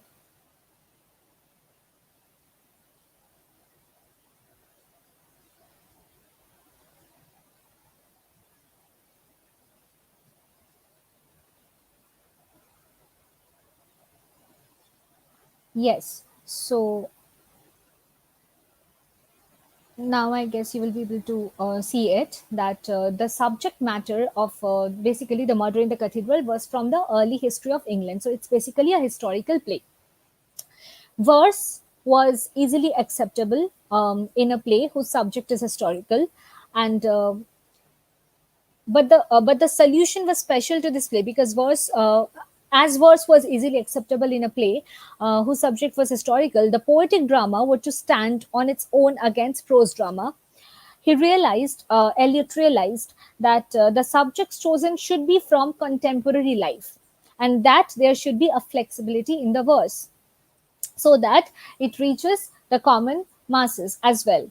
The four plays that followed had contemporary settings and were more or less in verse throughout. The family reunion suffered from a lengthy exposition, a chorus of obtuse aunts and uncles, an old appearance of the Furies, ambiguous kind of ending in that one is not clear whether to consider the play as a tragedy or the salvation, tragedy of the mother specifically, or the salvation of the son. So he avoids drawbacks in the cocktail party where exposition is short and there is no use of the supernatural or the chorus. So, like I said, that with each of his plays, he became better and better. Each of his plays mark a definite step forward, overcoming earlier errors and showing a miraculous development in craftsmanship in poetic drama. Aware that the earlier attempts of authors at poetic drama had failed because of their lifeless imitations of Elizabethan blank verse, Eliot turned to an earlier mode, that of everyman. He went back to the medieval ages. But his aim was to forge a new form suitable for his plays. He managed to develop a flexible verse form from contemporary idiom which would serve all of his purposes. Right. Now, he achieved remarkable success in his language and versification, but he has not done equally well in his characterization. His characters are seldom individualized. Write it down. Eliot's characters were seldom individualized. Usually, they are sophisticated or aristocratic by birth or association.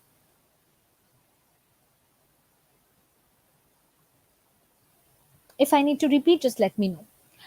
Their insights are often of a remote and unfamiliar kind, too profound and complex to allow for an easy appreciation of the place. Eliot's characters lack reality. Note it down. Eliot's characters lack reality and are agents manipulated to make real some spiritual experience. Okay.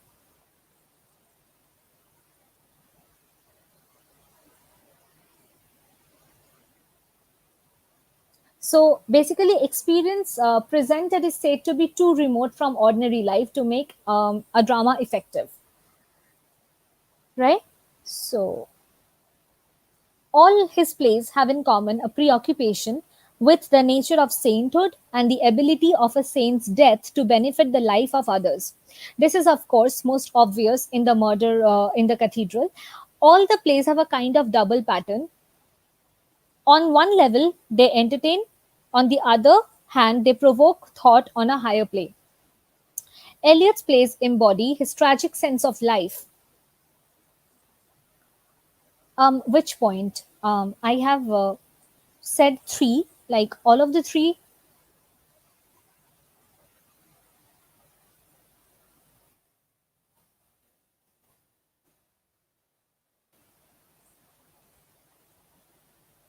Okay, so write it down that his characters are seldom individualized. They were not individualized always.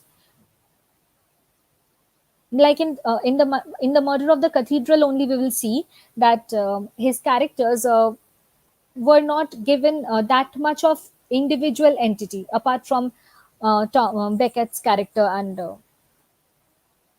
only Beckett's character, because other than that, mainly the chorus dominates. So it is that his characters are seldom individualized, and second, their insights are often of a remote and unfamiliar kind. Their deeper understanding are often of a remote and unfamiliar kind.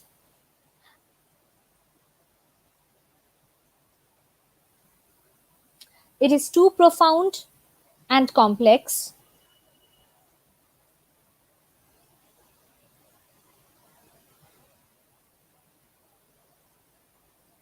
And lastly, Eliot's characters lack reality. Done.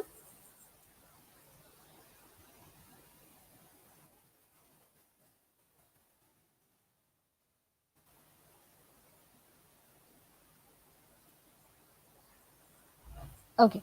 So Eliot's plays embody his tragic sense of life, which comes from the awareness of the mystery and inevitability of suffering.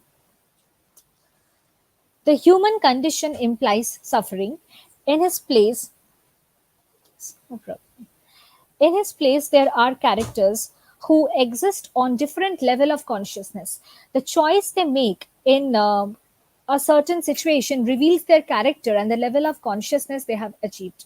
Thomas in Murder in the Cathedral is at the top of the scale in spiritual awareness. Okay, he will not flinch an inch from the spiritual plane, and at last he chooses martyrdom. And martyrdom is an important theme of the play. Make a note of it. We will come to that later. The element of tragedy in all his plays comes from the awareness that man is imperfect and that he suffers owing to the original sin. The fault most of his plays, the fault most often found in his plays is that his characters are not individuals and thus they lack reality. The thought expressed is too often subtle and complex for easy understanding. The dialogue sounds too unnatural and artificial sometimes. Another criticism is against the inclusion of artificial on supernatural elements such as the Furies and the spiritual guardians. The sudden switch from the light sense of social comedy to serious and intense philosophical dialogue is somewhat disconcerting. Okay. These are the various criticisms that were made against Eliot's plays. The experience presented in the play is also said to be too remote from ordinary life to make effective drama. At his highest moments, he achieves the fusion of drama and poetry, which he advocated. So, the speech of the chorus in Murder in the Cathedral is one clear example of such a fusion. Okay, so technically, Eliot achieved a great deal with his power of phrasing and the careful use of words. Now, C.S. Eliot and the revival of poetic drama. Now, I'm going to talk about a few of the essays of Eliot before I go into the drama, because without understanding these, it will be a bit difficult for you all to understand the drama specifically. So, in the Elizabethan age, drama meant poetic drama. Prose drama established itself with the comedy of manners. In the 19th century, English drama reached a period of decline, even though the Romantic poets tried their hand at tragedy. But the close of the 19th century saw two dramatists of great ability in Shaw and Oscar Wilde, but they both wrote in prose. They didn't write poetic drama. So, no drama of any significance had been produced in the genre of poetic drama. This was partly due to the fact that plays were written by poets who did not know the stage, or by playwrights who were no poets.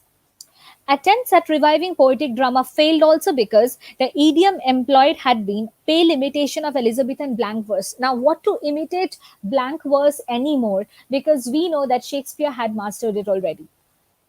So there's nothing, anymore left for the modern writers to master it. And Eliot fortunately got to understand this very well.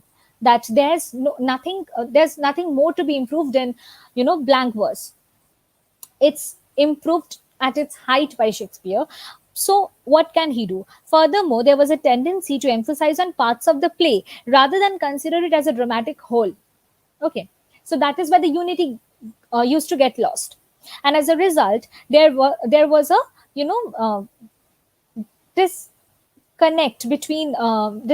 disconnection among farce, rhetoric, and melodrama. Okay, it was clear. It was very much incoherent.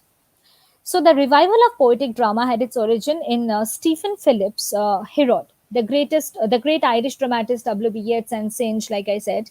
It was T.S. Eliot, however, who rehabilitated poetic drama and placed it on a sound footing. Now, what were its contribution? T.S. Eliot had well-defined views on the need for poetic drama. He understood perfectly the nature of poetic drama, how it differed from prose drama, and the problems faced by a writer of verse drama in the modern age. So, his own plays go to show the possibility of verse drama in the modern age now. Eliot opposed superficial or photographic realism in choosing a theme for a play. It should be realized that a theme which can be adequately treated by prose drama should not be taken up by poetic drama. Okay, so socioeconomic issues are fit for prose dramas, while poetic drama demands something more elemental, something fundamental, and something universal, the poignant emotional and spiritual realities of life. So, poetic drama should describe the spiritual realities of life. Contemporary material may be used, but in a careful manner after sifting and ordering it. His own verse plays are not concerned with the surface realities but with a deeper inner emotional reality. He deals with the psychic struggle of the protagonist, like we will see in Thomas Beckett's character as well, how he goes through a psychic, turmoil inside his mind. So he deals with the psychic struggle of the protagonist and with the temptations assailing him in Murder in the Cathedral. In all his plays, he portrays the relevance of religion to all humanity. They are Christian plays. As D.E. Jones remarks, Eliot has contributed to the creation of the kind of wholeness of outlook without which poetic drama cannot be accepted as the normal mode of drama. So, he says, for a poetic drama to be successful, a verse form, the rhythms of which are closer to the spoken language, should be developed. It should be elastic enough to be adapted to the various scenes and dialogues. Blank verse was suitable to the Elizabethans, but in the present, it is merely a handicap. It is of no use. So the versification in Murder in the Cathedral marks the initial success of his experimentation. He managed to develop a suitable style for each kind of scene, but here Eliot has not created a plausible dramatic verse for general use. Though it is good for the particular play, it was with the family reunion that he succeeded in evolving a rhythm pattern close to the contemporary spoken language. Eliot stressed on the functional value of poetry. The implications of themes should be worked out through poetic symbolism. Verse drama does not limit the emotional range. In fact, according to Eliot, the use of verse drama was the appeal of the drama. The very nature of poetic expression, he says, results in the achievement of a greater depth, concentration, and unity in the drama. Verse enriches drama by giving it several levels of significance which can appeal to the varied audience. His own plays on the surface incorporate characteristics of contemporary farces, comedies of manner, and melodrama. On other hand, however, there is an under pattern, there is a doubleness of action, and this sense of another pattern is communicated through the phrase and imagery. Prose would be inadequate for this. So the question of communication is of absolute importance in poetic drama, for there has to be both effective and immediate communication. Between whom? Between the dramatist and the audience. The successful revival of poetic drama demanded a reorientation of the attitudes of people. The present day audience, unlike their Elizabethan counterpart, did not possess a frame of mind suitable to sudden, transitions from prose to poetry to prose. So they are conscious of the difference between poetry and prose. Thus, the two should not be mixed together in a play. He decided that the audience's attitude could change only if they were subjected to verse from characters like themselves and living in situations and conditions similar to theirs. We have to bring poetry into the world in which the audience lives, not to transport the audience into some imaginary world totally unlike its own, an unreal world in which poetry is tolerated. So we have to establish a connection between the audience and the dramatist so that the message reaches without any interruptions in between. So this condition does not apply in the murder in the cathedral, as the personages in it are historical and the verse form was traditionally valid in such a case. So relation would be a matter of out of question. So moreover, the play was to be produced for a festival audience, which would come prepared to put up with poetry. Okay, so it was played during a festivity day. He demonstrated that a tradition of poetic drama could be established in the 20th century. He demolished certain misconceptions about poetic drama as well. He emphasized that verse is the natural language of man and moments of intense emotional excitement and expresses the deeper passions of men, which prose cannot possibly do so, like poetry does.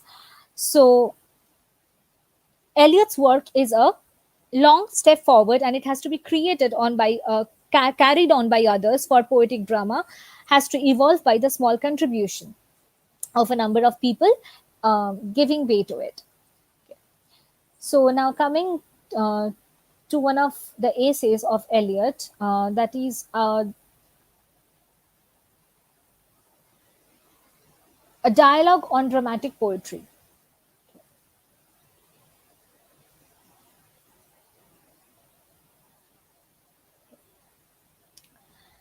Written in 1928, the views expressed in it are tentative, as Eliot was still feeling his way. I would highly recommend you to note down the name of the essays and the small pointers which I'm talking about. So, first is a dialogue on dramatic poetry. It was written in 1928, and the views expressed in it are tentative, as Eliot was still feeling his way. Different points of view are presented and discussed in it. Basically, it is agreed that in the modern age, drama is often to be considered in relation to politics, religion, and ethics. These are the main new themes, basically, of the modern age drama. The problems connected with drama are very complex, and thus it is difficult to formulate the laws of drama. It is also agreed that drama does not merely provide entertainment. There should be also a moral intention on the dramatist's part. Like we will see in the murder in the cathedral, there will be a spirit there pervades a whole sense of spirituality throughout the drama, because of which Thomas Becket gets killed ultimately in the end. The importance of form in poetic drama is discussed in this essay. Hope you're writing. So form is essential to the success of poetic drama, just as the ballet imposes its order and pattern on a dancer's movement. So likewise, it is very similar to the rhythm of a ballet movement. Drama too originated in the church. The mass is a small drama having all the unities. By going back to the source of its origin, drama can gain strength and vitality. Drama cannot afford to cut itself off from the ritual of the church, basically. Now, verse is the medium of the permanent form of drama, while prose merely deals with the universal and the superficial part of the drama. Hence, the need for poetic drama. It is wrong to condemn the Elizabethan dramatists for mixing poetry and drama. Verse and drama are not separate entities but are fused together in really creative work. What the Elizabethan and Jacobean dramatists lacked were suitable dramatic conventions. The chaos, the lack of moral, social, and artistic conventions in the modern age made it difficult for poetic drama to be revived, as Eliot says. Verse drama is not artificial, it expresses rather the permanent and the universal. Now, the next essay written by Eliot is Rhetoric and Poetic Drama.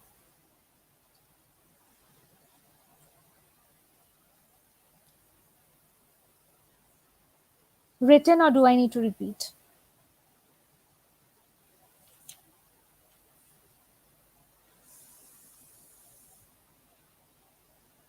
Okay. So, Rhetoric Poetic Drama was written in 1919, and this essay examines the nature and place of rhetoric in poetic drama. Okay. It is the adaptation of our manner to a variety of our thoughts and feelings on various subjects that gives rise to true rhetoric. Rhetoric, as in the art of persuasive speech, decorative speech. Shakespeare's use of rhetorical expression was right precisely because of such an adaptation. Kidd and Marlowe lacked this ability to adapt, and as a result, they are dull. Truly fine rhetoric results from those situations in which a character sees itself or another character in a dramatic light. It is when a character tries to move the audience through direct appeal that fake rhetoric rises. The modern age prefers the conversational style to rhetorical style. But this conversational style often becomes rhetorical and removed from the manner of direct speech. Style must be adapted to the infinite emotions and feelings. Poetic senses and dramatic perception must be fused, and the language suitably varied according to feeling and emotion. In poetic drama, rhetoric is any inflation of adornment or of speech which is not done for any particular effect but for general impressiveness. Okay, so rhetoric used artistically and dramatically has a significant place in poetic drama. Eliot favors a dramatic use of language as opposed to emphasis on realism in language. Now, for Elizabethan dramatists, the next essay. It was written in 1924. This essay, written in 1924, is significant as it presents the main tendencies of Eliot's dramatic criticism. But the opinion that poetry and drama are separate is wrong. In reality, they are two aspects of the same thing. Eliot thinks that elements of drama and literature are both integral parts of a play and cannot be separated. Eliot disagrees with the view that Elizabethan drama was inferior to modern drama because it lacked the quality of realism. He feels that the one great fault of Elizabethan drama, and this fault was shared by modern drama, was the lack of artistic conventions. Rhetoric is not, rhetoric does not make a drama complex, but it makes it more embellished and decorative and heightens the magnitude of poetic drama. So, rhetoric is needed in case of that. Playwrights should work within suitable dramatic conventions. Greek drama was superior because of its emphasis on conventions. Okay, and Eliot was a great supporter of the superiority of Greek drama. Now, the next essay is the possibility of poetic drama. So, Eliot feels that poetic drama is possible in the modern age. Permanent literature is always a presentation of thought and feeling, and modern drama should concentrate on feeling. It is possible in the modern age that if the dramatists take it as a form of entertainment.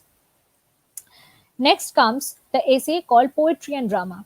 So, this lecture delivered in 1950 states the complete theory of poetic drama as expounded by Eliot while throwing valuable light on his own dramatic practices. So, poetry should not be used as a mere decoration to the drama but should justify itself dramatically. Okay. So, one should not use poetry in a drama just to make the drama or the or some make the drama sound so beautiful while orating it out, but it should be used to justify itself dramatically. But the prose spoken by the characters on stage is equally far removed from ordinary speech as verse. Okay. Distinguishing between prose, verse, and ordinary speech, Eliot points out that daily speech is far below the level of either verse or prose. For this reason, the mixture of prose and verse in the same play should be avoided in the modern age. This is bad. This is bad for the effect and enjoyment of the audience. So, the flexible verse will not be poetry all the time. Verse should be used throughout so that the effect of the verse rhythm can be enjoyed by the listeners without consciously doing so. Eliot cites the opening scene of Hamlet over here as a perfect example of the use of verse form in drama. So there the verse is transparent as used by Shakespeare. Now let's come to the Murder in the Cathedral. So it is his first play, very first play, and being a religious play, it appealed to the selected audience which patronized such plays. So it is not for the entire common mass. It is for some selected individuals who patronized such plays, who liked religious plays, who had a knack for religious plays. So Eliot could not use any modern vocabulary or style over here. He made use of a neutral style, neither of the present nor of the past. He was somewhere in the middle of it. Okay, so yes, with this we come to the end of the characteristics of poetic drama as a whole. And now I would give you a very short summary, part by part, of Murder in the Cathedral, since it is very much impossible to go line by line as per the text. So I'll just move on to the short summary of the Murder in the Cathedral. So the play is basically based on the historical story of a martyr, and it was originally written for an audience in a religious festival. Okay. Eliot turned to Greek tragedy for the overall structure of the play and the use of the chorus. He also provides a sense of audience participation. Let's come to the part 1 of the play. The opening scene is set in the Archbishop's Hall in the Cathedral of Canterbury. The date is the 2nd of December 1170. Okay. So the opening scene the opening scene is set in the Archbishop's Hall. It's basically the church, and the date is 2nd of December 1170.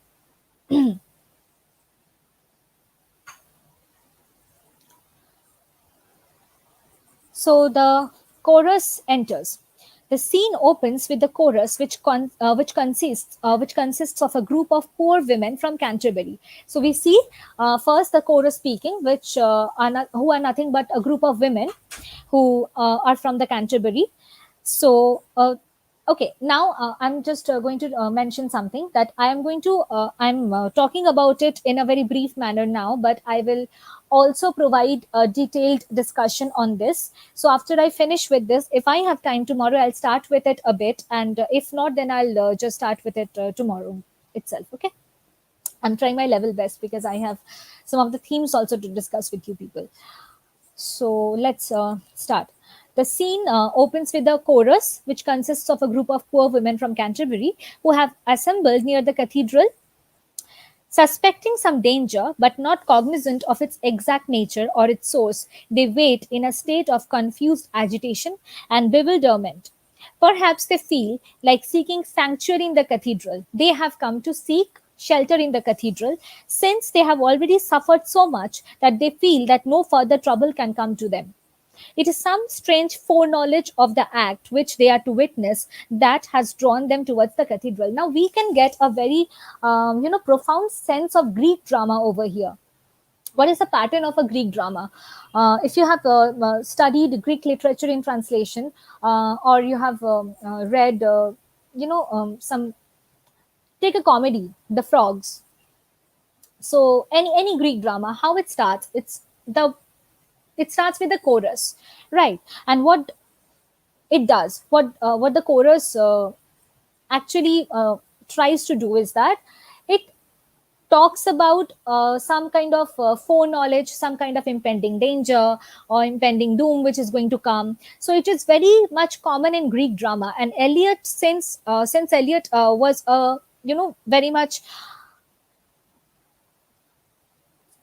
fan of a Greek drama, he vouched for Greek drama. You can say that it is reflected in his novels as well, like in The Murder of the Cathedral. The importance of chorus is of very much is very much heightened. Basically, the chorus portrays the kind of a group which tells about what kind of danger is about to come, what kind of danger is about uh, to be seen. We are about to encounter as audience.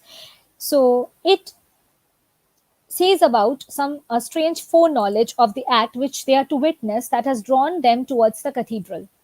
So something must be going to happen.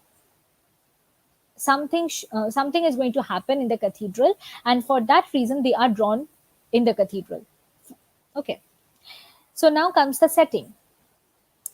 The what what is the main setting of the first part. The year has declined from rich and pleasant October to dull gloomy November, with its barren waste of muddy fields. Apples and crops have been harvested, and weather is cold, and winter has set in. So you can imagine that it is a very gloomy atmosphere which Eliot has tried to paint over here. Expectantly, man and nature await the coming of Christ with Christmas and the birth of New Year. It appears as if destiny itself is waiting to be enacted. The chorus bemoans the 7 long years of the Archbishop's absence. So, when the play starts, we see that the chorus is lamenting about the fact that it's been 7 years and the Archbishop is absent. He has gone to France and in exile, and we are so helpless without him. They lament the Archbishop's absence. He had been a kind and good shepherd for his flock, and during his absence, meant means that he had been a good guide for the group of people of Canterbury. And during his absence, the people have suffered untold miseries, oppressed by the king's barons and exploited by the merchants. At times, they were neglected, but still have attempted to carry on with their routine work, tilling the soil, plying their trade, and keeping their household in order to basically, as they were poor, they were oppressed. They were tortured by the barons and the lords. Now, now that the archbishop is about to return, the chorus feels that it is not a suitable time for his return. They were feeling his absence. They knew that without him, they were not in a better position. They were not in a good position. But now they are afraid of his return because they know that if he comes back, they will be in much more danger. Okay.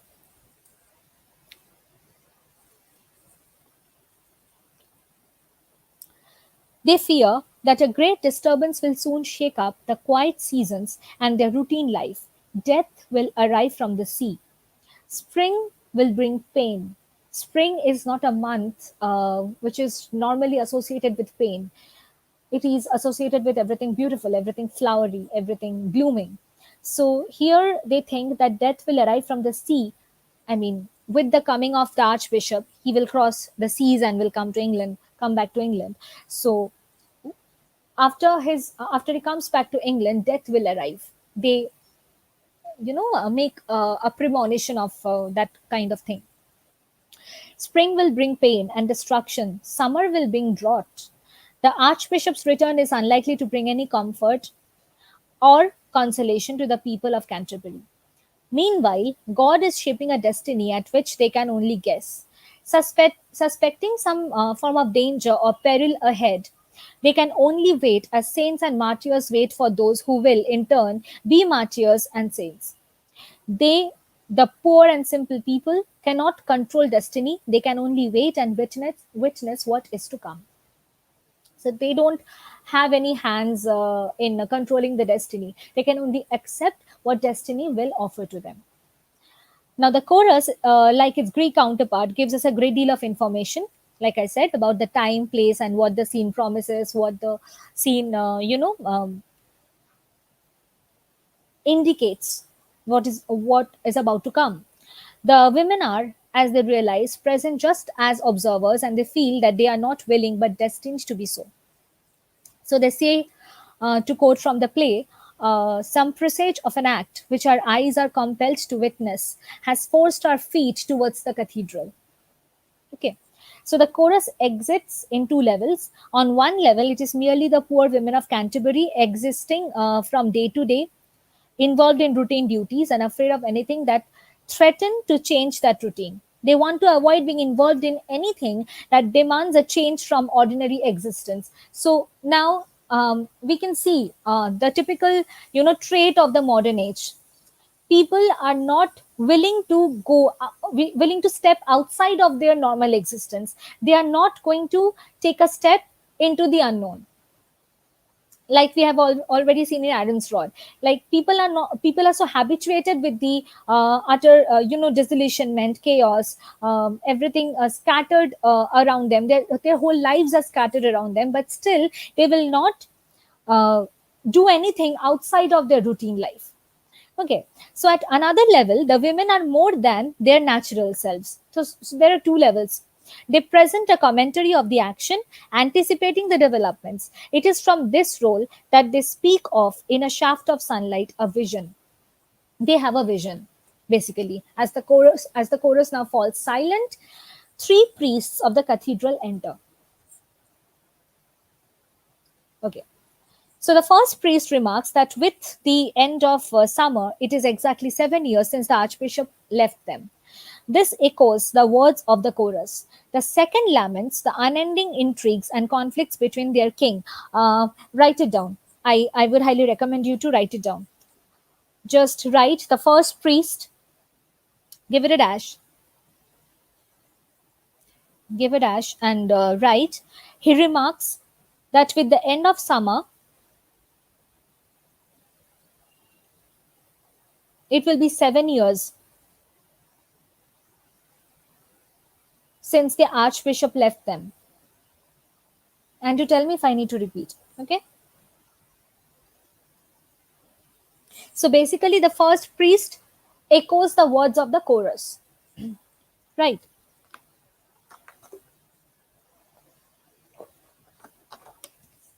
The first priest basically echoes the words of the chorus. I don't need to repeat, right? Okay.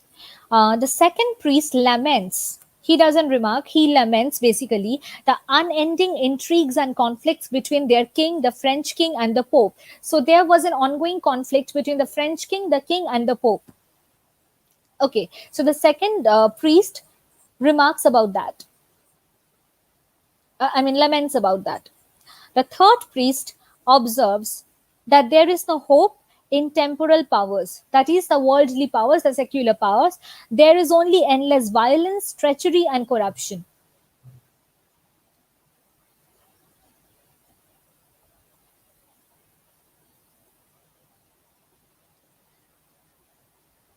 The strong rule, and their motivations are greed and lust.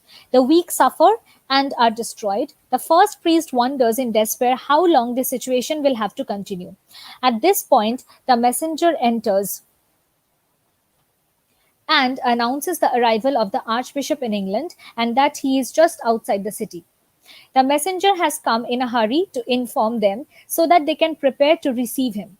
The first priest demands to know whether the archbishop's exile has ended and wonders how two men as in the archbishop and the king, can could reach reconciliation, because they were sworn enemies. They became sworn enemies. At first they were friends, but then they became sworn enemies. The third priest declares that peace between them is more calm and rational than the other two, asks if the enmity has in reality ended, whether their pride has been subdued. The first priest wants to know whether the archbishop is returning on the full assurance of his strength or relying on the pope's power to protect him. Okay, so the three priests basically you know, talks about their guesses and doubts about the return of Archbishop. In answer, the messenger says that Becket returns proud, sorrowful, and steadfast in his claims and confident that his people love him. So he is returning for his people. People have lined the road to welcome him enthusiastically. They have strewn flowers in his path and are seeking more souvenirs, even if it is only a hair from his horse's tail. So Becket has the support of the French king and pope, but the peace between Henry and Becket is of an uneasy kind. So all is not still well between the king and the and the archbishop. The messenger is disturbed by the report that Becket parted from the king as a man who will never see him again while he is alive. It is clear that this does not go well. This is not going to go well. Okay, so it's already 12:15. I'll just send you the attendance link. Just give me a minute.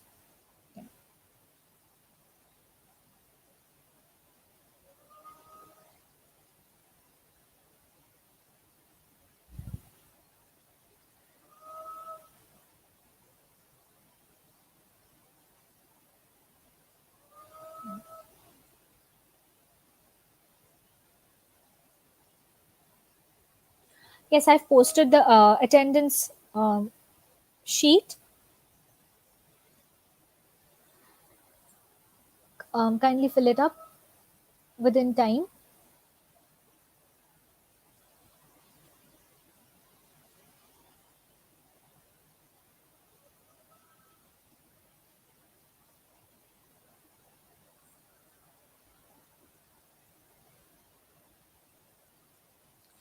Okay.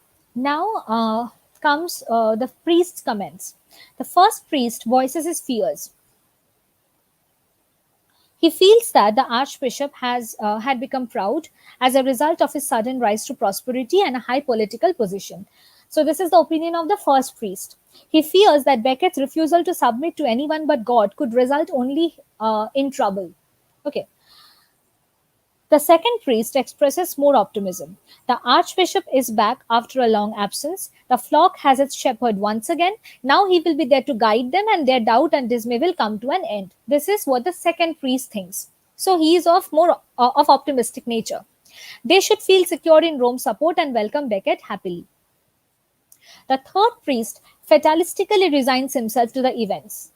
He compares them to the turning of a wheel which they do not control. So now he also feels that some kind of danger is going to come along with the return of Becket.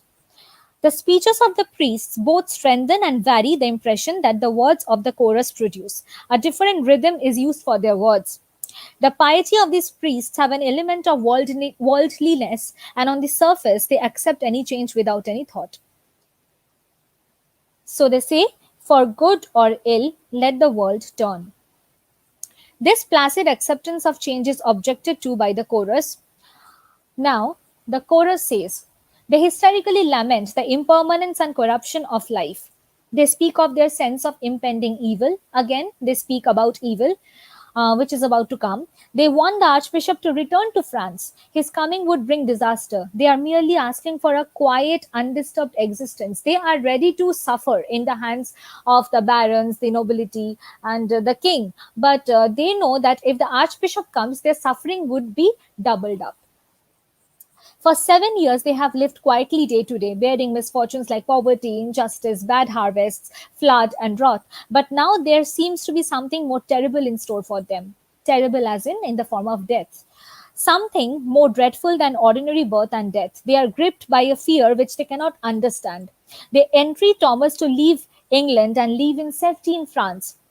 He is unaware of the fears of the small people who are drawn into this design of fate. He would be their archbishop even in France. So they say that you would be our archbishop. You would be our guide even if you live in France. But for now, just don't come back. Just leave for France. Don't come back to England. The intensity of their foreboding increases when they have finished. The second priest reproves them as babbling, foolish women because the second priest, remember, he's very much optimistic. He's very much enthusiastic about Becket's return. So he's very much optimistic about his return. So Thomas enters and orders the priests to let the women be. Now Thomas arrives. Thomas says that the women in their simplicity knows intuitively more than what they are conscious of. Instinctively, they glimpse God's scheme for man. They sense imperfectly that in life action is suffering and suffering is action. They know instinctively that man must submerge his will to the will of God and must accept the unknown. So, in the passage, in the play, he says that peace and let them be in their exaltation. They speak better than they know and beyond your understanding. Okay. Now, the passage is deliberately ambiguous so as to allow it to be spoken again later in a different situation. This will reiterate later on. What Thomas says about the women is true about himself at this moment. The second priest now begs forgiveness for not having prepared a better welcome for Becket. He adds, however, that 7 years of patient waiting have prepared their hearts for his coming. He will have the archbishop's room prepared and a fire laid. Thomas's reply strikes now an ominous note. Now, to this, what Thomas replies strikes a very ominous sort of a note. He says that he does not expect much rest in Canterbury, since there are restless enemies like the bishops of London, York, and Salisbury. So he also has a sort of premonition in his heart of hearts that something dreadful is going to happen to him. They have all attempted to prevent his safe arrival in England. Brock, Warren, and Kent and met him swore to kill him. They had desisted only at the intervention of John, the Dean of Salisbury. So already he had been attempted to be killed. For the moment, he's safe, but the enemies are merely waiting for an opportunity, like hungry hawks, to swoop down on the prey. However, the end will come as God wills it. So he has completely submitted himself um, before God's will. Meanwhile, waiting is more difficult than facing the event itself. He says that the first act in Canterbury would be a strife with shadows. At this point in the drama, there is a new development. The situation has been adequately presented, and now Eliot goes on to present the repercussions as they occur in Thomas's mind. So these are examined not through the technique of soliloquy, as in the Elizabethan dramatists would have done, but through the technique of allegory or objectification. The transition from one level of reality to another is made unambiguously. All things prepare the event. Watch. The words are tense and abrupt, preparing us for the arrival of the first tempter who enters now. So, how the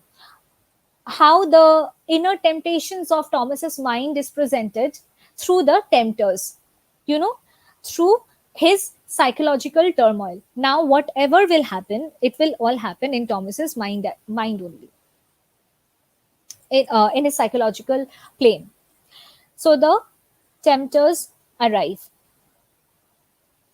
First tempter. He represents Thomas himself. He's the gay courtier and reminds him of the good times of the past, his friendship with the king, and the life of pleasure and gratification of the senses at court with all its wit, wine, and wisdom. He urges Becket to leave his ascetic way of life and come back to the mirth and sportfulness of the past. So he tempts Becket to return back to the sportfulness of the past, mirth of the past, happy life of the past, which he used to enjoy with the king when he was friends with the king.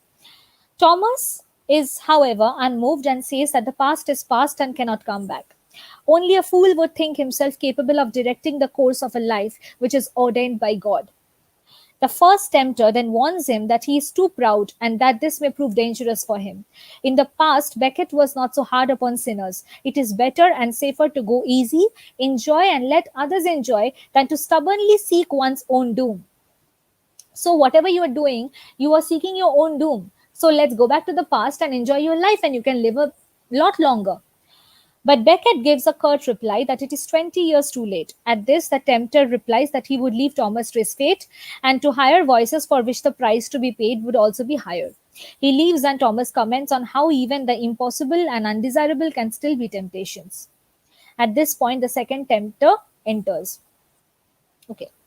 So this figure, the second tempter, represents Becket, the powerful chancellor, when he was the powerful chancellor, the great guide and guardian of the state. He makes his meaning clear by saying that it was a mistake on Thomas's part to resign the chancellorship, for power can bring glory and fame even after death. So it is again another form of temptation. He tempts him with the possibilities of what one can achieve with power. Those who gave their service and love to God get only sadness in return. Temporal power is solid. As chancellor, he would rule the country, set down the great, protect the poor, be great on earth and perhaps in heaven too. So he tempts him of achieving greatness through power. He could purchase this power just by submitting to the king. So you just have to buy that power. Power is something which you have to buy from the king just by submitting yourself to him. A strong quote unquote no comes from Thomas's mouth, and it implies the strength of the temptation. The tempter then threatens him that he could find himself a ruler without a realm if he does not accept the offer. So the tempter says that you will be a ruler, you will remain a ruler, but you will not have any realm of yours. He will be trapped and killed like a stag surrounded by hounds. Thomas raises the problem of the bishops whom he had excommunicated and the barons whose privileges he had curtailed. So that's why everybody, like the barons and the rulers or the king, was so much against Thomas, because he had excommunicated some of the bishops and the barons. Some of the barons' privileges have also been curtailed by Thomas. So that's why he's hated. To this, the tempter replies that the former would curb their hatred and would not create trouble because of self interest, whereas everybody, including the commoners and the king, were against the barons. Thomas strongly resists the temptation by stating that he thinks it better to have spiritual power with its with its power to damn people or give them salvation than secular power. Okay. As archbishop, he has the power to condemn kings. Why should he then become a servant to the king?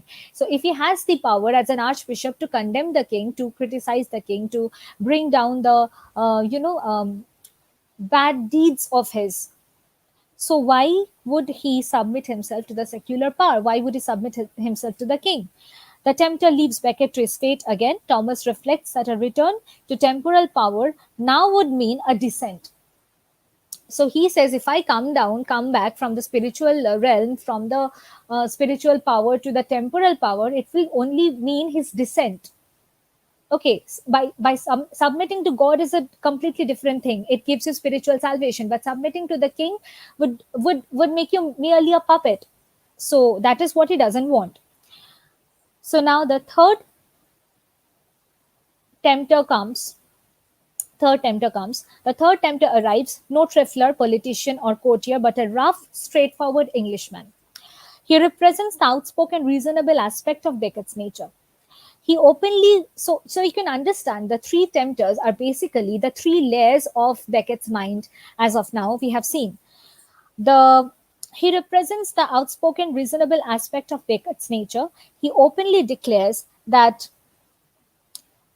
any reconciliation between Thomas and the king is impossible.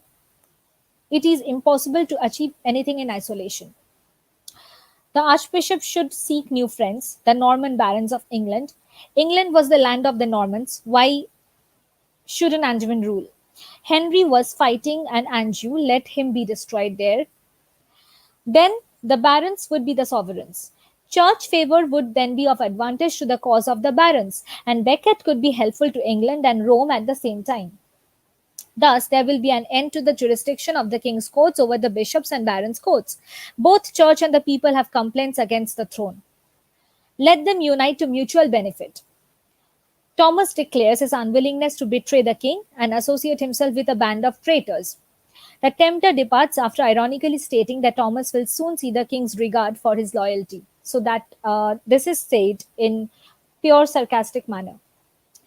These three tempters who have tried to influence Thomas are representations of temporal and material benefits. Thomas finds the offers fairly easy to resist. They also go to show the truth of what Thomas says: the impossible is still temptation. That one is tempted to do things that one knows one cannot do. Now enters the fourth tempter. This tempter enters, congratulating Thomas on his strength of will and promising to be his friend. He is given a sinister aura, and it is not revealed initially that with what intention he comes, but a sort of sinister aura, comes out from him. So Thomas is surprised at his arrival and does not know who he is. Thus, it is made clear that he represents an aspect of Beckett's mind that Beckett himself is as yet unconscious of. He doesn't know himself that this part of mind exists within himself. Okay, exists within him. So he expected only three visitors, and yet there is a fourth one. The tempter evades the question as to who exactly he is, but just tells Thomas that he has never met him before. There is a very verbal fencing between them. The tempter says things with which the archbishop can only agree.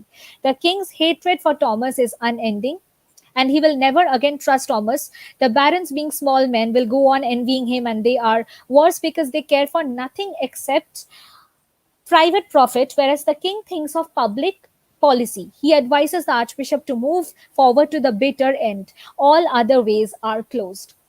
He urges Becket to hold on to spiritual power. He asks, he's talking completely um, differently than the other three tempters. So he says Becket to hold on to spiritual power. He flatters the archbishop by saying that he holds the keys to heaven and hell. Now, what is the temptation over here? Flattery. These are the very words Thomas himself used when speaking to the third tempter. Let Thomas use this power to hold both the king and bishops at his heel. He can be supreme in this land except for one person. The fourth tempter speaks in riddles. He tells Thomas that he must not expect to be told anything in addition to what he knows already. He tempts Thomas with glory after death. So he says that you can achieve glory after death. The thought of his enemies creeping to his shrine to pay homage, and of the miracles which will be performed to his name, kings would not be remembered, but saints will be. Thomas confesses that he has thought of these things, but of course, says the tempter, the shrine may be looted at all which is permanent. The shrine may be looted, and its fame soon will come to the end. Now, Thomas asks if there is anything at all which is permanent. Then the tempter's advice becomes more explicit, and it becomes clear that he symbolizes the ambition in Thomas's mind to become a martyr. So he basically, tempts Thomas to receive death, and for what reason? To glorify himself. So basically, it is a good deed which he asks him to do, but for the wrong reason. So we will see tomorrow how he nullifies this fact, how he avoids this tempter. Um, yes, I will mail this PPT to you, and today itself. And on that note, I end my class now. So we'll meet tomorrow. We'll finish this off, and we'll start with Arms and the Man. Okay. I hope you're filling the attendance sheet. Just do that, and I'm ending my class for the day. Okay. Thank you so much.